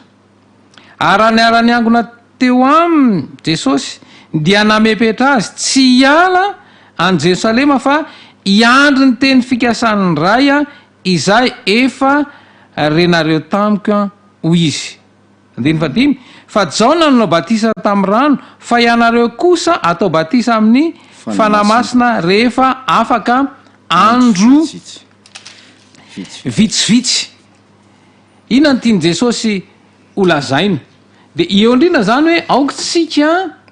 tsy ampifangaro ny fotoana fa rehefa mieritreretsika dia afantokosika tanteraka tany amin'ny andron'ny Pentekosta le toe-javatra mitranga. Zay ny hoe ny Pentekosta no zavatra aseho tamin'ny Pentekosta no référence zay indrindra fa le vanim-potoana misy atsika zany tsy zay azavaina amin'izay le izy atao amin'ny asan'ny apôstôly toko faharoa andininy fito amby telopolo. Asan'ny apôstôly toko faharoa andininy fito amby telopolo dia zao makandeny ary raha nandre izany ny olona dia voatsirona tampony ka nanao tamin'ny Petera sy ny apôstôly namany hoe ry rahalahy inona no ataonay. Inona ny reny ny fampianarana ane ary rehefa nandre ny fampianarana zay fampianaran'i Kristy dia zao ny atao hoe voatsirona po jereo tsara ny fanahy masina tsy manana fotoany fa la hoe voatsirona tapo na andiny tena satria ny olona mandiny tena zany dia metra-panontaniana hoe inona ara no ataonay fa tsy zay raha ngaty tsy mila an'izany fa eto zany rehefa ny fanahy masina ny miasa dia tonga dia miteny hoe inona no ataony fa zany ndray tsy ampianarinareo raha nga za tena fa eto zany dia hoe inona no ataonay. Dia tohizana ny vaky teny ao amin'ny andininy ny valo amby telopolo ary ho Petera taminy mibeba ary aoka samy atao batisa amin'ny anaran'i Jesosy Kristy ianareo rehetra mba azo famelana ny helokareo ary ianareo andray ny fanomezana dia ny fanamasina. Izany hoe eto zany ity resany eto io le hoe mandalo fahateran baovao zany hoe ny olona anankiray zany rehefa tonga amin'ny fibebahana marina izy dia tonga dia ho tonga amin'ny fiekekeloka dia ity batisa resany eto ity zany dia io batisa io zany dia fanaporofona ny batisa fanaporofona fa ny asa tamiko ny fanamasina nytarika ao amin'ny fibebahana. Dia jereo tsara ilay teny averina vakina lay teny teo mba ho azontsika tsara.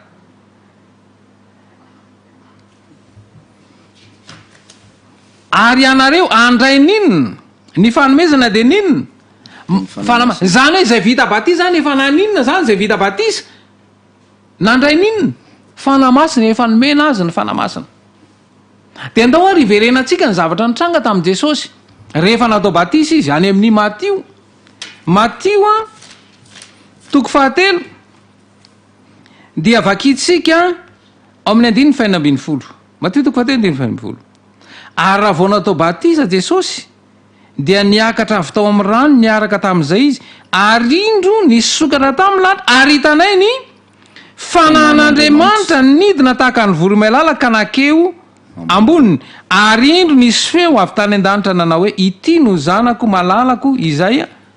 sitrako. Izany hoe ny olona natao batisa mandalo fahateram-baovao dia efa nomena azy ny fanamasina. Ama mbola amafisitsika amin'ny fanambaran'i Jesosy ny amin'ny hoe nanomezana anio fanamasina io dia Korintianina voalohany toko fahaenina Korintianina voalohany toko fahaenina dia vakitsika manomboka eo amin'ny andininy fa 9 dia zao maka ny teny ahoana ary motsy fantatrareo va ny tenanareo dia tempolon'ny fanamasina izay ao anatinareo sady efa azonao tamin'Andriamanitra ka tsy tompony tenanareo fa olom-boavidy ianareo ko dia mankalazan'Andriamanitra amin'ny tenanareo. Mazava be nge zany fa eo zany lay fandrika raha vo miresaka hoe tempolo zany zao dia lay toera ary io mbola adievitra be io tsia jesosy efa manambara fa iza zany zao ny tempolony fanamasina ny tenako any ary zay lay fandrika ary zay mampatonga hoe tsy mety ho voaomana satria tsy raisiko zay ary zay zavatra nefa ny amin'ny finoana no anekenany zay de zay fandrika zay zany a de tsy azo de mbola amafisiny jesosy satria izy lay mazava de ndao mbola jerentsika ny jaona toko fahavalo de resany jesosy mazava tsara anteny zao nambarany jesosy am jaona toko fahavalo ary jesosy nyteny tamin'ny olona ndraiky nanao izao ny fahazavany zao tontolo zao izay manaraka tsy mandeha amin'ny maizina fahanananinona fahazavana ina izany hoe lay fanahy efa voaraitsika zany de tsy inona io fa fahazavantsaina de za zany zao rehefa mazana zay fahazavantsainy zay dia tsy hosana ovinana ovina angalatra ny olona zay nandray ny fahazavana zany de tsy hosana ovinaovina zany inona angalatra tsy hosa hijangajanga tsy hosa andainga ary eo mantsy lay izy hoe reo zany lasa heverina hoe inona le izy fombafomba-pivavana atao batisa fa fombafomba-pivavana no naovako an'izay satria io batisa io mantsy de izao meloha raha le asan'ny apôstôly vakitsika teo melohan'ny batisa dia any misy ninona aloha fibebahana de zany hoe zao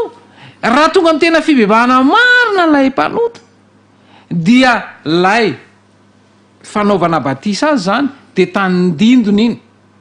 fandevenana an'io noho izany rehefa mitsangana eo izy a olom-baovao ary zay mihitsy ny ila zany fa olom-baovao ianareo ko mankalaza an'Andriamanitra azy hoe na mihinana na misotra anareo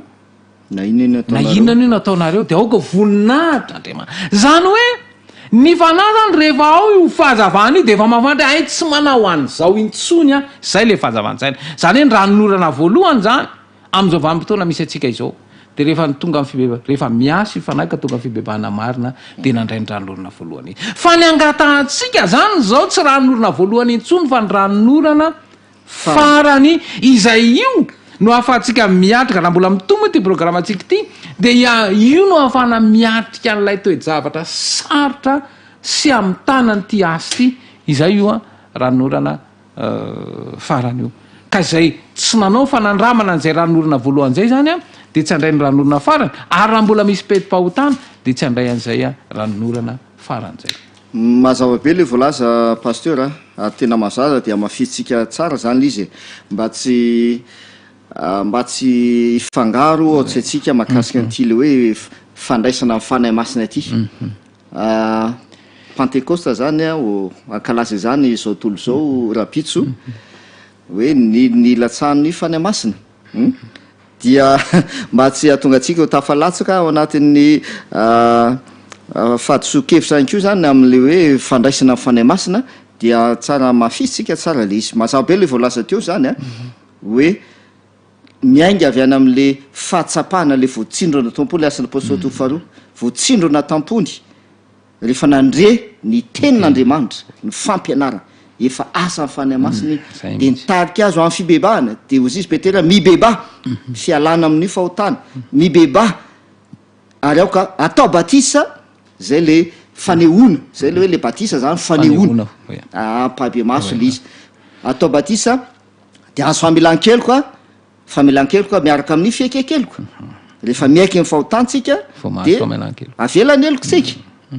de avy eo mandray ny fanomezana de ny fanahy masina ary efa mandray le fanahy masina zany eo am'izay fotoana zay de zay le hoe ateraka indray fahateraham-baovao olom-baovao de mandeha amin'ny fiainam-baovao de amafisitsika zany de zay ty zavatra voalaza zay aka ohatra kely fotsiny tsika ny am' Jesosy ao amin'ny Luka toko faefatra dia zao ny voalaza mahakasika an' Jesosy ao amin'ny Luka toko faefatra de vakitsika ny andivo voalohany de ozy izy Jesosy feno ny fanahy masina tsy indrina tsara le hoe feno ny fanahy masina moviana taiza de azavaina dia niverina avy tany Jordana de io le vakina tao amin'ny matotoko fahatelo teo le tao nanatona tao Jordana izy mba atao batisa de le voalaza teo le hoe ary efa niakatra tao amin'ny rano izy de sokatra lanitra de nidina ny fanan'andriamanitra hoe amboniny de volaza eto hoe feno fanay masina izy ozy izy de niverina avy tany Jôrdanina dia ary nety ny fanahy tany anefitra 7 andro izy nety ny fanahy tany anefitra izy tarian'ny fanahin'andriamanitra de manamafy an'io ny Romana 9:4 de manamafy an'izay teny zay hoe izay tarian'ny fanahin'andriamanitra no zanak'andriamanitra satria teo ihany koa no ny ten'andriamanitra hoe ity no zanako malalako zanak'andriamanitra dia nety ny fanahy izy izy no tarian'ny fanahin'andriamanitra izy zay zany mila tsindrina tsara ry havana malala hoe amin'ny fandraisantsika amin'ny fanahy masina dia ny fanahy no mitarika atsika ny fanahy no mitarika ary izay manamafy an'le voalazan'ny pasteur teo hoe rehefa miaso anatinao le fanahy masina tsy asa angalatra ianao tsy asa ijangajanga ianao ary ny fanahy masina tsy tarika anao angalatra ny fanahy masina tsy tarika anao anota ny fanahy masina rehefa miaso anatinao zay fanahy masina zay dia rehefa nakany anefitra Jesosy somary azo vai kely zany io tantara io satria misy lesona lehibe dia nakafanahy an Jesosy Satana nandalo fakapanahy Jesosy nandalo fizantoetra izay koa zany de tsara fantatsika fa tsy hoe rehefa mandray ny fanahy masintsika rehefa fiain'ny fanahy masintsika rehefa tarian'ny fanahy masintsika de tsisy tsony ny fakapanahy koa zany lesona de tsisy tsony ny fakapanahy sisisy eto zany de mazava be ny zavatra aseho tamin'ny Jesosy fiain'ny fanahy masina izy de nety ny fanahy tany anefitra izy fa rehefa tonga tany anefitra izy nalainy devoly fanahy izy nisedra fakapanahy sy fizantoetra fa inona no niseho de niseho amin'ny 1:17 amin'le Luka 7 de zao mivolaza 1:17 ary rehefa natapitra izay fakapanahy rehetra ny devoly jereo tsara natapitra ny fakapanahy rehetra ny devoly dia nandao azy izy aloha niala tamin'ny Satana laozany Satana Jesosy nandao azy izy ozy izy rehefa natapitra ny fakapanahy de nandao azy izy niala taminy Satana tsy naresy de nialan'ny Satana Jesosy ry havana malala zay akoa zay le voalazan'ny pasteur teo manamafy moa zany le fanazavana teo zay mihitsy ane le voalaza teo hoe tempolo ny fanahy masintsika de mankalazan'Andriamanitra amin'ny tenatsika ozy izy de ninina ataotsika na mihinana na misotro ninina ataotsika de aoka voninahitry'Andriamanitra zany rehetra zany dikan'izay ny zavatra miseho zany rehefa mandalo ny fakapanahy mandalo fizantoetra dia io zavatra niseho tamin'i Jesosy io miala amitsika ny Satana miala amitsika izy de rehefa zay zavatra niseho tamin'i Jesosy dia zao mivolaza amin'ny 1:17 de ahoana am'izay ozy izy no amin'ny 1:17 de ozy izy Jesosy niverina tamin'ny heriny fanahy masina nakany Galily dia niely tany amin'ny tany rehetra manodidina ny lazany Jesosy ozy izy niverina tamin'ny heriny fanahy masina eo am'izay zany pasteur le idiratsika le rahanorana farany niverina amin'ny heriny fanahy masina nandray fen'ny fanahy masina izy nandalo fizantoetra nandalo fakapanahy sy ny sisa niala tamin'ny devoly niverina tamin'ny heriny fanahy am'izay izy zero tsara zany le sary aseon Jesosy zay io ny zavatra ho tanterahan'i Jesosy amin'ny vahoakany any koa am'izao andro farany zao dia maky andala teny anankiray ato amin'ny ty tadalana ty fiomana amin'ny rahanorana farany pejy 410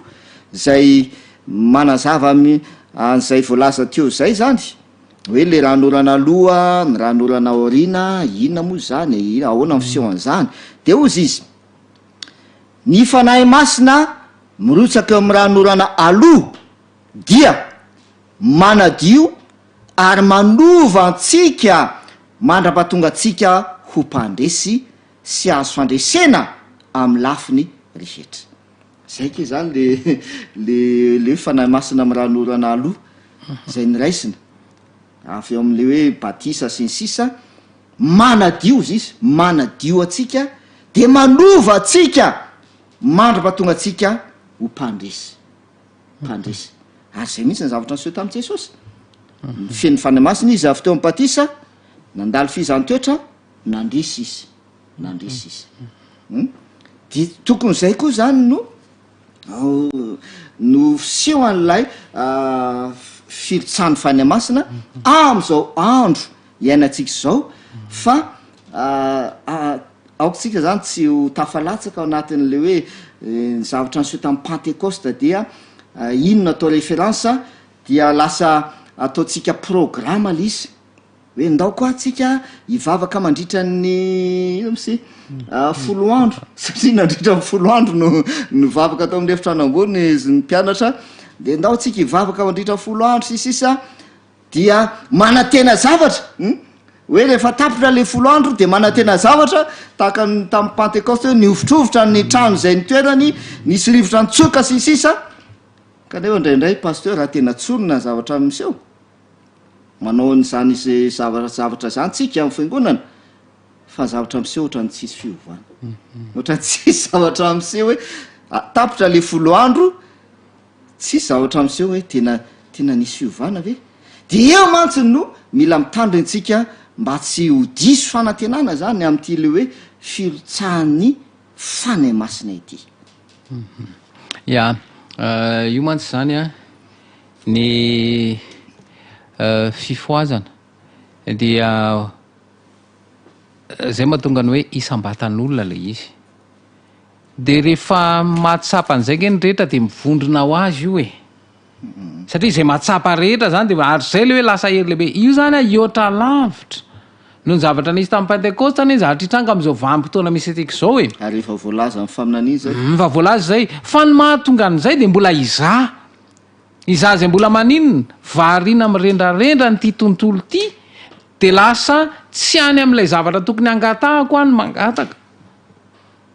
ary io lay hery io zany zao ny tokony ho angatahana am'izao vanim-potoana farany zao fa mbola variana zany hoe tia ny fahafinaretana mihoatra noho ninona fitiavana an'Andriamanitra ary ina moa ny tena katsahany rehetra zany zao de ny azo ny zavatsoan'ity fiainan'ity satria raha jerena tsara nge lay teny vakina teo lay momban' Jesosy nentiny ny fanahatany anefitra de enao koa zany iza ihany koa ange ho sedrainy zay mihitsy io zany tsy hoe olana le izy ao sika no mametraka le izy olana fa tsy olana io fa fisedrana izay efa ampahafantarina fa ho mpandresy ianao efa afantarina fa ho mpandresy ary zay io sary hoe nandresiny vakafanjereta io zany mpakafanany de volany hoe makafana fa fanahy tsy maka Jesosy tsy makafana zany fanahy masina koa tsy mitarika tsy mitarika fakapana koa ny fanahy masina fa lay fisedrana zany de iny le sary am'lodika am'izao vampitona misy atsika zao hoe lay mividiana amiko lay volamena voasedra ka io fisedrana io zany tena ilaina ka tsy hoe olana io akory fa fisedrana hoe mino ave fa efa niraisiko lay inona lay fanahy masina ary io midika hoe lay faniraisana ny Kristy ao anaty izy io satria jereo tsara fa rehefa mandinika ny tena de zay nge hoe ahoana ny fahazahoana ny teny fa mbola tsy azo ny teny hatramin'izao Korintianina faharoa toko 7:10 andininy fahadimy Korintianina faharoa toko 7:10 de zao mivolaza de nio ny tenanareo na mitoetra amin'ny finony anareo na tsy izaho toetra ny tenareo moa tsy fantatrareo va ny amin'ny tenanareo fa ao anatinareo Jesosy Kristy ny zava-doza masy de zao tsisy mandinika ny tena fa mandinika ny mpanotana io dinianao io ary ianao rehefa mitany misa ny fahotany mpanota de izao anao hitanisainy io ny tena marina fa tsy fantatrao fa hitanao any amin'iza le izy any amin'ny hafa de zay no mampatonga ny fitaka ataony devoly zany atonga anao tsy ho tonga amin'inona fibebahana marina ary zay le fanamarina tena fa mazava zany ny tena fa rehefa mandinika ny soratra masina ka ia mandinika ninona ako mandinika ny tenako ary rehefa mandinika ny tena zay mihitsy nampatonga naisan'ny teny hoe rehefa niverina vo nitehatratra ary teteo vo nahiteo adray aike za ty de nampano ary zay indrindra ny hoe io zany a rehefa tena miasa mifanaraka nambara teo lay manadio de voadio amin'ny fisainam-pahotana mihitsy tena voadio tanteraka any amin'ilay fisainana azao efa voasasy anareo ary efa voadio ka zava-dehibe loatra izany ny fanahy zany efa naninona efa nomena fa ny fomba fiainako no tsy hahafahan'ilay izy miseho satria zao ny ambaran' Jesosy hoe ny vono amantarana azy ny fanahy zany tsisy mahita an'izay fa ny vo kosa no amantarana azy tahaka Nikodemo zany hoe tsy nahafantatra ny resaka nataon'i Jesosy hoe ateraka indray nefa zany Nikodemo zany hoe fariseo zany olona mahay fa zay hoe raha voara-panahy zany de zay hoe fahadalana ho an'ny nofo ny ara-panahy raha vao tsy mitandrana ka eo zany no hoe rehefa miasa ifanahy manazava ny saina de izy de mampafantatra hoe kristika efa izy ay iverena n'ilay toetra ny kristy tanteraka ity fifoazana sy fanavozana ity inavy fipitentsika ny zay voalaza zay a mialohan'ny diratsika amin'ny tapany faharoa a zava-dehibe zany ny tena marina zany ny pasoera de hoe tsy hoe tsy manana le fanahytsika fa le fahatsapatsika mihitsy zany a fahatsapatsika ny asany fanahy ao anatintsika ao anatin'ny tenatsika araka voalaza hoe tempolo ny fanahy masintsika tempolo ny fanahy masintsika dikan'izay mitoetro anatsika zany le fanahy fa le fahatsapatsika le asany fanahy ao anatsika tena zava-dehibe ary zay no mitarika ny zavatra rehetrarehetra ny any amin'ny fivoazana zay fahatsapana izay misy andala teny anankiray a ao amin'ny asan'ny apôstôly 2:12 andeha voalohany faharoa zay milaza an'izay fahatsapana izay de zao nyvoalaza ny asan'ny apôstôly 2:12 andeha voalohany faharoa teo zay izy nyvoalaza ten'Andriamanitra ary mbola tany Korinto Apôlôsy dia nitetiny tany ambony Paoly ka tonga tany Efesosy de nahita mpianatra sasany teo izy mareo tsara mpianatra vita batisana hoe zany nahita mpianatra sasany teo izy ka nanao taminy hoe efa noraisinareo va ny fanahy masina fony vonino ianareo tsara efa noraisinareo ve ny fanahy masina manontany an'le mpianatra zany Paoly efa noraisinareo ve ny fanahy masina fony vonino ianareo misy dikambe zany zay le hoe fony vonino ianareo mino an Kristy sy ny sisa zay le hoe mino ary aoka atao batisa sy ny sisa fony vonino ianareo efa noraisinareo ve ny fanahy masina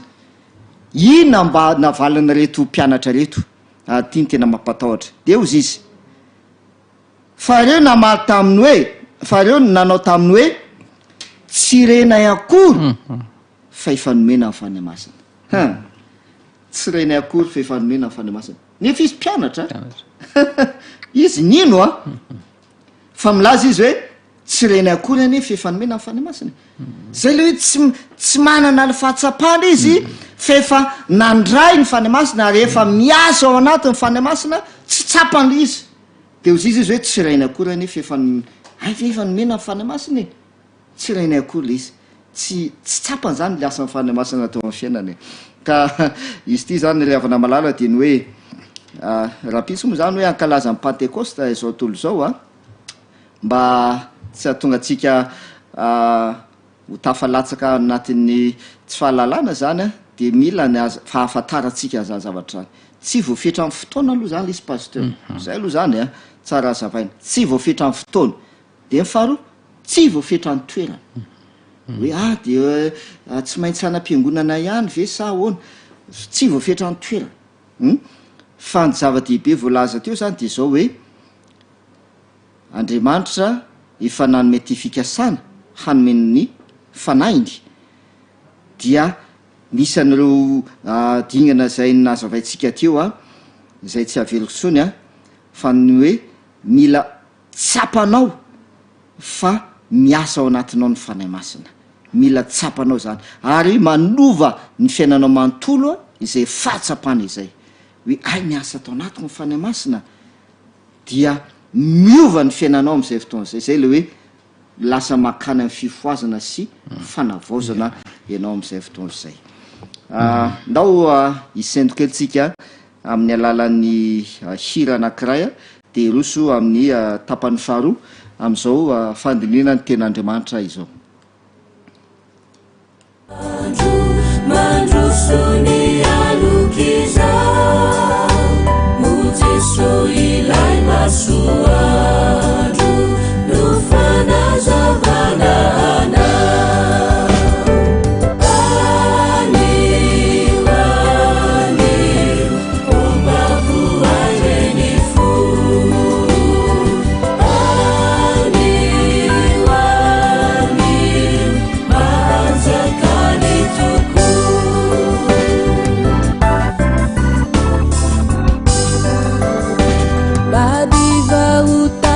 Chakua ni futona metiza Fanyana saudi sunisua Vaumana reuana Ani Obavu aireni fu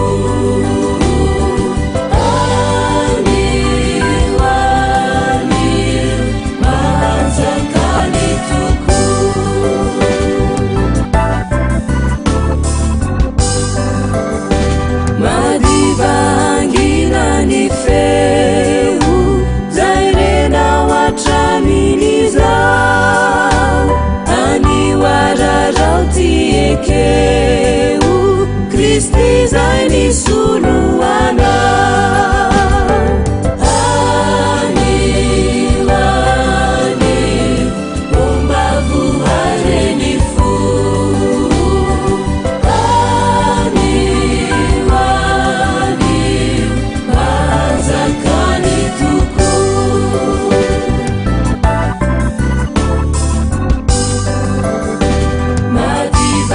Seu lai panjaka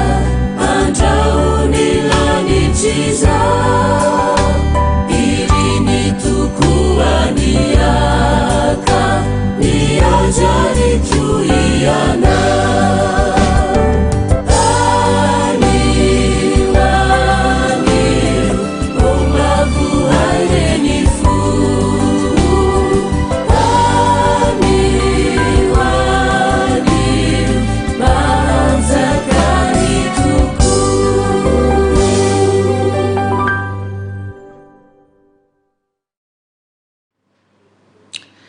Inazy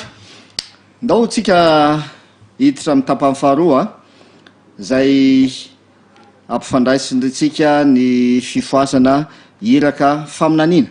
Ndao maky ten'Andriamanitra isika amin'ny asan'ny apôstôly toko faefatra ny andininy fa raika amin'ny telopolo. Asan'ny apôstôly toko faefatra andininy fa raika amin'ny telopolo. Zao voalaza ny ten'Andriamanitra. Ary efa nivavaka izy rehetra, ary efa nivavaka izy dia niovitrovotra ny trano izay niangonany dia feno fanahy masina izy rehetra ka nitory ny ten'Andriamanitra tamin'ny fahasaina. Tonga dia mampiditra atsika amin'ny iraka ny toko sy andininy izay novakiana teo. Feno fanahy masina izy rehetra ka nitory ny ten'Andriamanitra, nitory ny ten'Andriamanitra tamin'ny fahasaina.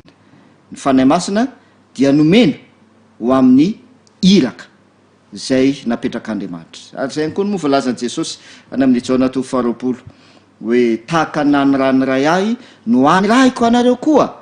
Dia niteny Jesosy hoe raiso ny fanahy masina, raiso ny fanahy masina. Inona no azambara pasteur mahakasika an'izay iraka zay mpanaovin'Andriamanitra atsika zay miaraka amin'ny fanahy masina izay le izy, miaraka amin'ny fanomezana ny fanahy masina lay iraka dia ny fitoriana ny filazantsara. Ya, matomo zany Kristy manome an'izay fanahy lay fahazavany saina voalohany indrindra dia ahatonga atsika zany azava tsara ho an-tsaina fa misy iraka izay ampanaoviny Kristy antsika. Araky ny hita teo moa zany ny mpianatra arangeka tsy nahatakatra sy nahazo an'ilay izy ary zay nahatonga ny hoe io fanahy zay nanazava ny saina hoe raha iverenana mantsy tamin'ny andro pentekosta rehefa nirotsaka ny fanahy dia nitoro zareo de be dehibe no vida batisa de tahaka an'izay koa zany am'izao andro misy atsika izao fa nahoana ny tsy tena mbola hoe miseho amin'ny fahafenony ary zay aloha voalohany indrindra ny antony ilaina ny fifoazana sy ny fanavaozana ho afantarana an'izay ka nasohatra masina ary de mbola manazavatsika ny am'izay hoe ahoana ny atongavana ho am'izay de ndeha hojerentsika ny eo amin'ny Luka 7:20 Luka 7:20 ao amin'ny andininy 5:20 no iangatsika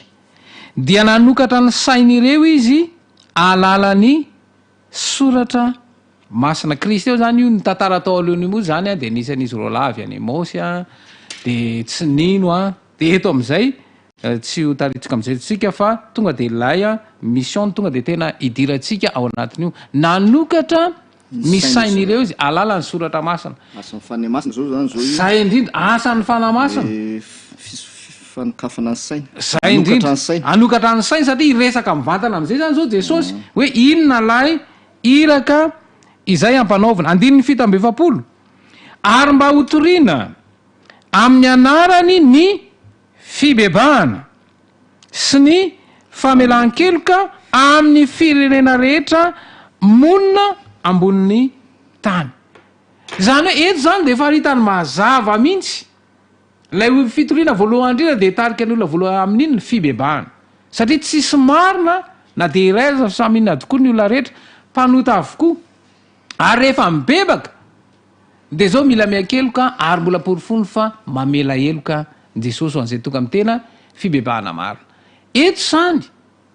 dia misy zavatra resana sy mazava tsara ny amin'ny hoe inona lay iraka de inona ny afatra hoentina ao anatin'izay de toy zany aloha amin'ny 9:20 ary ianareo no vavolombelona zany de raha miteny zany vavolombelona zany de zao enareo zay mitory aloha vavolombelona iny tonga amin'ny fibebahana marina sy fekekeloka marina zay zany aloha fepetra anankiray zao mantsy misy fanambarana zay somary manahirana kely no resan'ny fanahy faminany zay ovakiko amitsika ao amin'ny service chrétien zany a de misy fanambarana tahaka an'izao mampalahelo satria saika ireo mpitory ny filazantsara rehetra izay nampiandraiketina ny afatry ny anjely fahatelo no tsy tena mahalala ny votoatin'lay afatra de ty motoizana ohatrany manahirany ty toyny ty fa tovakitsika engany ny tompo amela ny eloko izy ireo a amin'ny fandraisana an'io afatra ankehitriny io de ty koa mbola misy teny anankiray zay manahirana fa re vakina le izy tsy ny mpitandrina rehetra ao amitsika zay mitory ny afatra njely fahatelo no tena mahazo izany afatra izany de iverenatsika am'izay lay teny to hoe de nanokatra ny sain'ireo zay alala ny soratra lay mission lay iraka mihitsy tena zava-dehibe zany fa matoa zany de averitsika ilaina lay tonga amin'ny tena fifazana conscient hoe misy fomba fanaoko everiko hoe tena mitory ny filazanjary tena matanjaka be mihitsy a fa nefany a tsy zay lay tsy tonga tso zay le izy ka zava-dehibe zany io ka ny fitoriana ny filazantsara zany voalohany indrindra de enao lo vavolombelona tonga amin'ny tena fivoam-po maro satria ireo olona zay taritina de ho tonga amin'izay a fiovampo maro zay de mbola toy zany lay teny naseho a fa tena tsy ampy ny fahalalan'ny fiangonatsika momba ny fiatomboan'ny afatry ny anjely fahatelo sy ny fivelarana satria tsika zany zao raha ny tena marina de efa eo amin'ny afatry ny anjely fahatelo satria efa ambara fa vanim-potoana inona misy atsika farany zany de efa ao am'izay ka inona lay afatry ny anjely fahatelo izay resany satria miresaka ny foana zany de misy fanambarana ety fa mialohan'izay pasteur hiditra am'izay tsika fa mialohan'izay de tsara zany a no afantaratsika hoe inona kay moa zany le zavatra toritsika inona le filazantsara zay toriana zay volazan'i Jesosy Kristy zany amin'ny asany any amin'ny Matthieu 7:20 de milaza Jesosy andeha efatra ambin'ny folo ary ho tolina am'izao tontolo zao ty filazantsara amin'ny fanjakana ity vavolombelona de eo zany tonga de fahazotsika zany zao le tian'olona zaina am'le hoe ho vavolombelona le olona mitoly zany no vavolombelona le filazantsara ho vavolombelona amin'ny firenena rehetra de ho tonga faly ho tolina am'izao tontolo zao le filazantsara izy de inona le filazantsara dia tsara ihany azahoana pasteur mialohany idirantsika am'izay le hoe afatra manokana zay ao amin'ny apocalypse 7:10 de izao no lazainy apocalypse 7:10 manomboka ny andeny fahenina ny andeha fahenina de ozy izy ny voalazany ten'Andriamanitra ary hitako fa indro nisy anjely ray koa nanidina teo ampovoan'ny lanitra nanana filazantsara mandrakizay ho toriana am'izay monina ambony tany sy amin'ny firenena sy ny fokom-pirenena sy ny samahafa fiteny ary ny olona rehetra io ten'Andriamanitra io zany no milaza antsika hoe inona kay le filazantsara zay ho toriana amin'ny monina ambony tany amin'ny olona rehetra de rehefa mamaky manaraka eo tsika de misy an'le afatra zay hoentin'ny anjely telo ny anjely zany dia iraka messager zay ny anjely satria amin'ny boky ny apocalypse tsika dia boky faminaniana dia milaza iraka messager zany ny anjely de le anjely manana afatra izy zay ho toriana amin'ny olona rehetra de zay zany mahatonga le hoe le filazantsara zay ho toriana dia le afatra zay hoentin'le anjely de misy telo le izy misy telo le izy tsara zany mba ahafantaratsika an'izay sady fanampanazana moa mahakasika an'izay de voalaza teo pasteur mahakasika le hoe afatra fahatelo hoentin'le anjely fahatelo filazantsara zay ho toriana amin'ny olona ambony tany inona zany kay tena tiana ambara amin'ilay afatra hoentin'ny anjely fahatelo ya voalaza mihitsy amafisina mihitsy zay resahana ty zay hoe voasoratra ato mihitsy zany zay resak'izay am'izao andro farany zao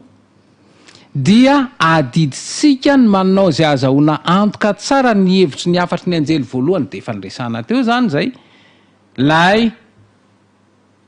le afatry ny anjely voalohany zany dia famerenana amin'ny fahatahorana an'Andriamanitra fibebana ihany zany amin'ny fibebana satria raha mbola tsy ny afatry ny anjely voalohany sy faharo ary ny fahatelo maro amin'ireo manaraka ny afatry ny anjely fahatelo no tsy nandalo tamin'ny fanandramana ireo afatry ny anjely voalohany zay le izy hoe fibebana zay le raha mbo tsy tonga am'izay fibebana fa kekeliko zay ianao tsy ary zay le fandejereo tsara le eno tsara le teny tahaka ry Satana zany ka de tsy miala amin'izy ireo ny fijeriny ireo izay mahazo tsara azy ireo ka mandray azy dia ho voaro ka tsy ho voafoakan'ireo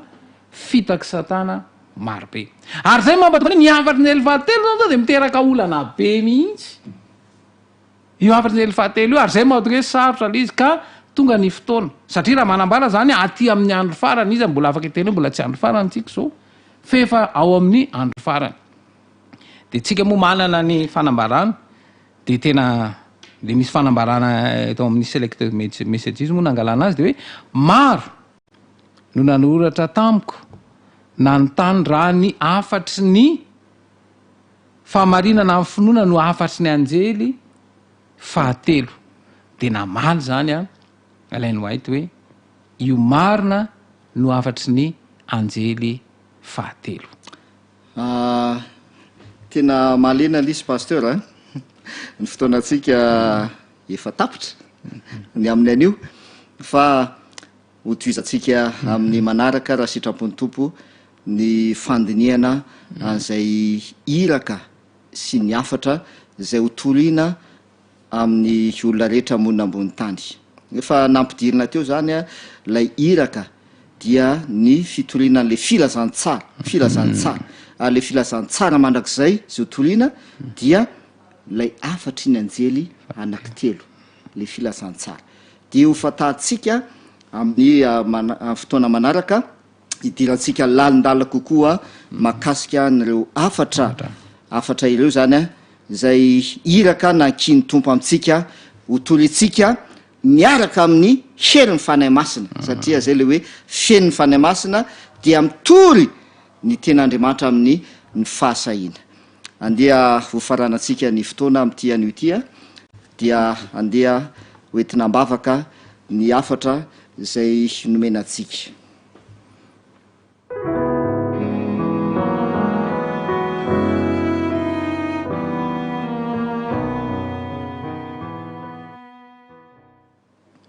Ivavaka isika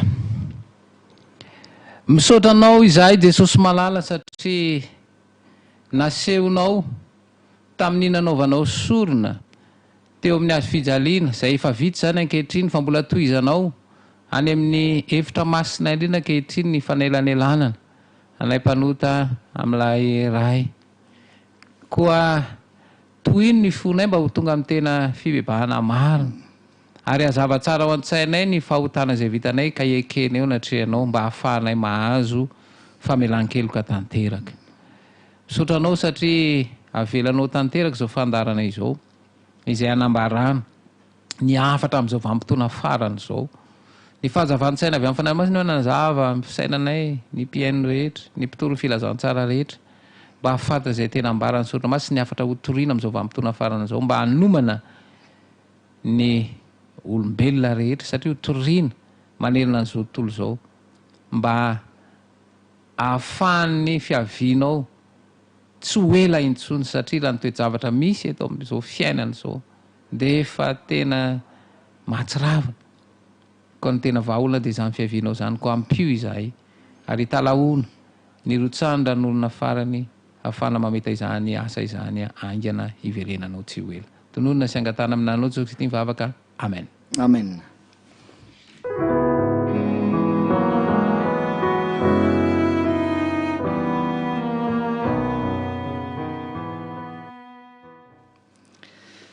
Isorantsika Andriamanitra ry havana malala nanome atsika ny sabata efa mpamarana ny sabata isika. Isorantsika Andriamanitra ny amin'ny fitahiana rehetra zay nomeny atsika nandritra nyty sabata ity. Isorantsika ihany koa Andriamanitra ny amin'ny fitahiana zay efa homano atsika sahady amin'ny herinandro zay efa hodiavintsika afaka fotoana foy. Dia ankintsika amin'Andriamanitra ny fiainantsika rehetra. Izy nefa nanome teny ho atsika manao indro zao momba anareo mandrakariva ambara-patonga fataperan'izao tontolo zao. Ho tanterahan'ny tompo amintsika ne zany teny zany. Mametraka ny mandram-peona amintsika ho amin'ny manaraka indray raha sitrapon'ny tompo ary mirahany ny fiadanan'ny tompo amintsika rehetra. Mandram-peona pasteur Rafidy. Dia mandram-peona pasteur. Dia miraso atsika rehetra mandram-peona tompoko. Mandram-peona.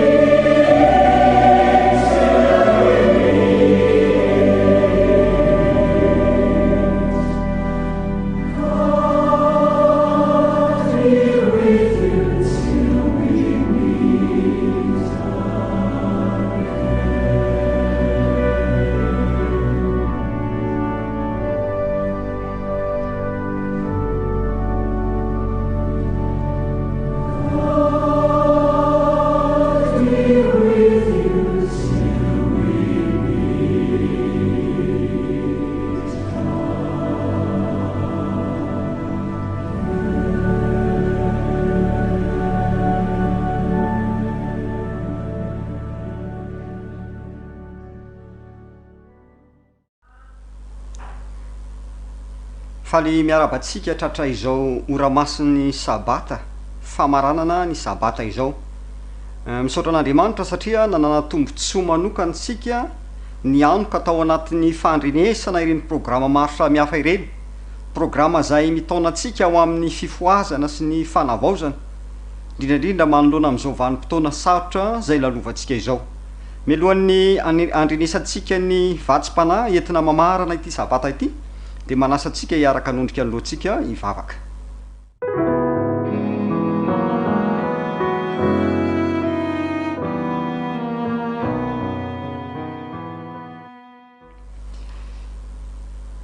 andriamanitra tsara sy masina indrindra ny an-danitro misaotranao zay satria manana tombontsoa manokana ianoka tanteraka ao anatin'ny fankatoavana sy fanajana ny didinao dia ny sabata masina izany.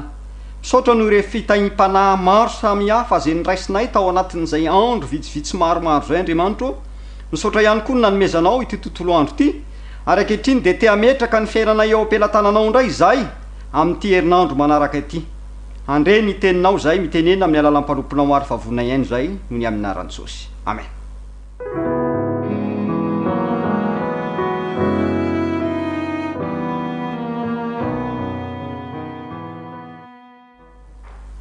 Mahafinaritra ny sabata satria feno de feno ny programa zay nitanterahantsika nandritra nyity tontolo andro ity. Ankehitriny dia manana hafatra manokana tiana ampita aminao Andriamanitra hiatrehana indray ny herinandro vaovao ary toko anankiray anisan'ny mahafinaritra ny toko zay resahan'i Jesosy ao amin'ny bokin'ny Jaona toko fa 5:12 miresaka mikasika ny ilay fifandraisan'ny Jesosy ilay tena voaroboka amin'ny sampany zany. Amin'ny 5:12 dia misy teny mahafinaritra manao hoe izao ny voaroboka ianareo ny sampany izay miray amiko ary izao aminy de mamobe izy fa raha misaraka amiko kosa ianareo de tsy mahay manao na inona na inona. Teny mahafinaritra izany, azo atao tsara ny hamobe raha toka miray am' Jesosy ilay tena voaroboka isika. Ary nambarany ihany koa nefa ny fepetra zay tsy ahitantsika fahombiazana eo amin'ny fiainany. Raha misaraka amiko ianareo izy de tsy maefa na tsy mahay manao na inona na inona. Ny fanirina ry havana malala mandritra an'izao herinandro zay lalovantsika zao de mba hamovo tsara isika. Ny fepetra dia mitoetra am' Kristy ilay tena voaroboka. Ary rehefa mitoetra eo amin'ny Kristy ilay tena voaroboka isika de mazava ny fanambarany hoe hamobe isika. Ny voaroboka ry havana malala no mamovonina voaroboka. Misy milaza fa miray am' Jesosy izy Jesosy lay tena voaroboka kanefa de tsy vonina voaroboka no avoakany. Asa vo madilo ve ohatra sanatrian'ny vava satria voatazanina fotsiny de mampikifikify-do na de mba tiana tianao kasiana aza zany. Ny sasany indray tsy mamovonina voaroboka fa asa vonina aviavy ve sady mahay mamy no mahay mangidy. Ny sasany zany dia toy ny voakafe mangidy foana na de tapohana zavatra hafa aza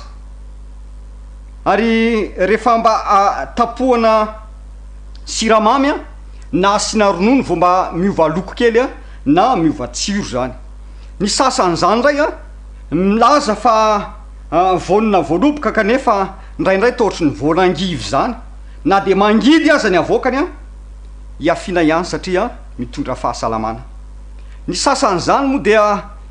milaza ny tenany vonina voaroboka satria miray am' Kristy kanefa tohatry ny voatsakay zany ny fahitana azy. Ny manodidina azy rehetrarehetra de ohatry ny kofokofona zany dolidoly satria masika loatra tsy azo atonony ary mandrotraka ranomaso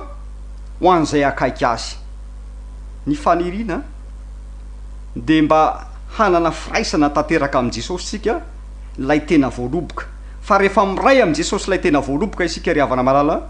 de mamovonina voaroboka fa tsy mamovonina karazany hafa. Ny voniny azonay nany an-danitra ny mamovoniny 12 ary voniny tsara avokoa ny avoaka am'izany. Ry havana malala isany fa isika zay mitoetra ao am' Kristy kosa lay tena voaroboka de tokony hamovonina voaroboka tsara. Vonina voaroboka zay manome aina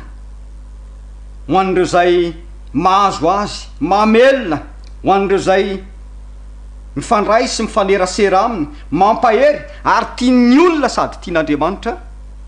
ihany koa. Ry havana malala isany ny faniriko am'ty herinandro vaovao zay hitsahantsika ity dia ho tanteraka amintsika ny tenin'ny tompo.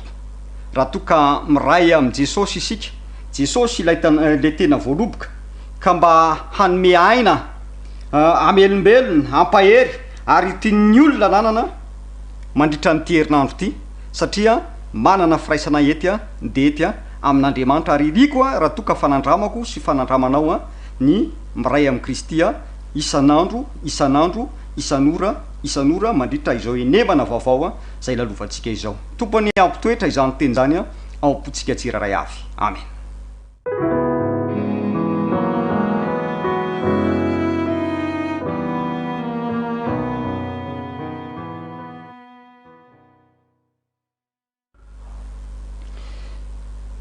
Tompo Andriamanitra tsara sy masina indrindra ny an-danitro misotranao zay satria nomenao lesona lehibe mindray ahafahanay miatrika ny enemana vaovao misaotra noho ny lesona nikasika an'ilay voaloboka tsara satria tianao ny hametraka ny fiainanay eo am-pelatananao mba ho tian'ny olona ho akamamin'ny olona hanome hery hanome aina ary ho fifaliana ho an'ny mpiarabelona aminay ny fisianay tsiraray avy. Andriamanitro meteza hitoeranay mandritra ny androm-piainanay manontolo ary ao ka ny herinandro vaovao zay hitsahanay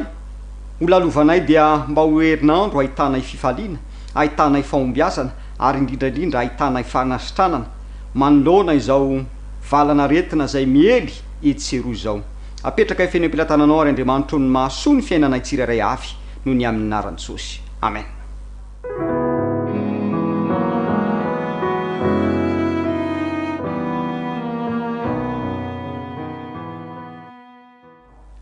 Eny ary fa de mirary herinandro mahafinaritra ao atsika indray a raha hiatrika iny herinandro vaovao iny a ary ny faniriana de mba zao hoe anana fahavononana mandrakarivotsika ho amin'ny fitsenanan'i Jesosy a eny amin'irao lanitra.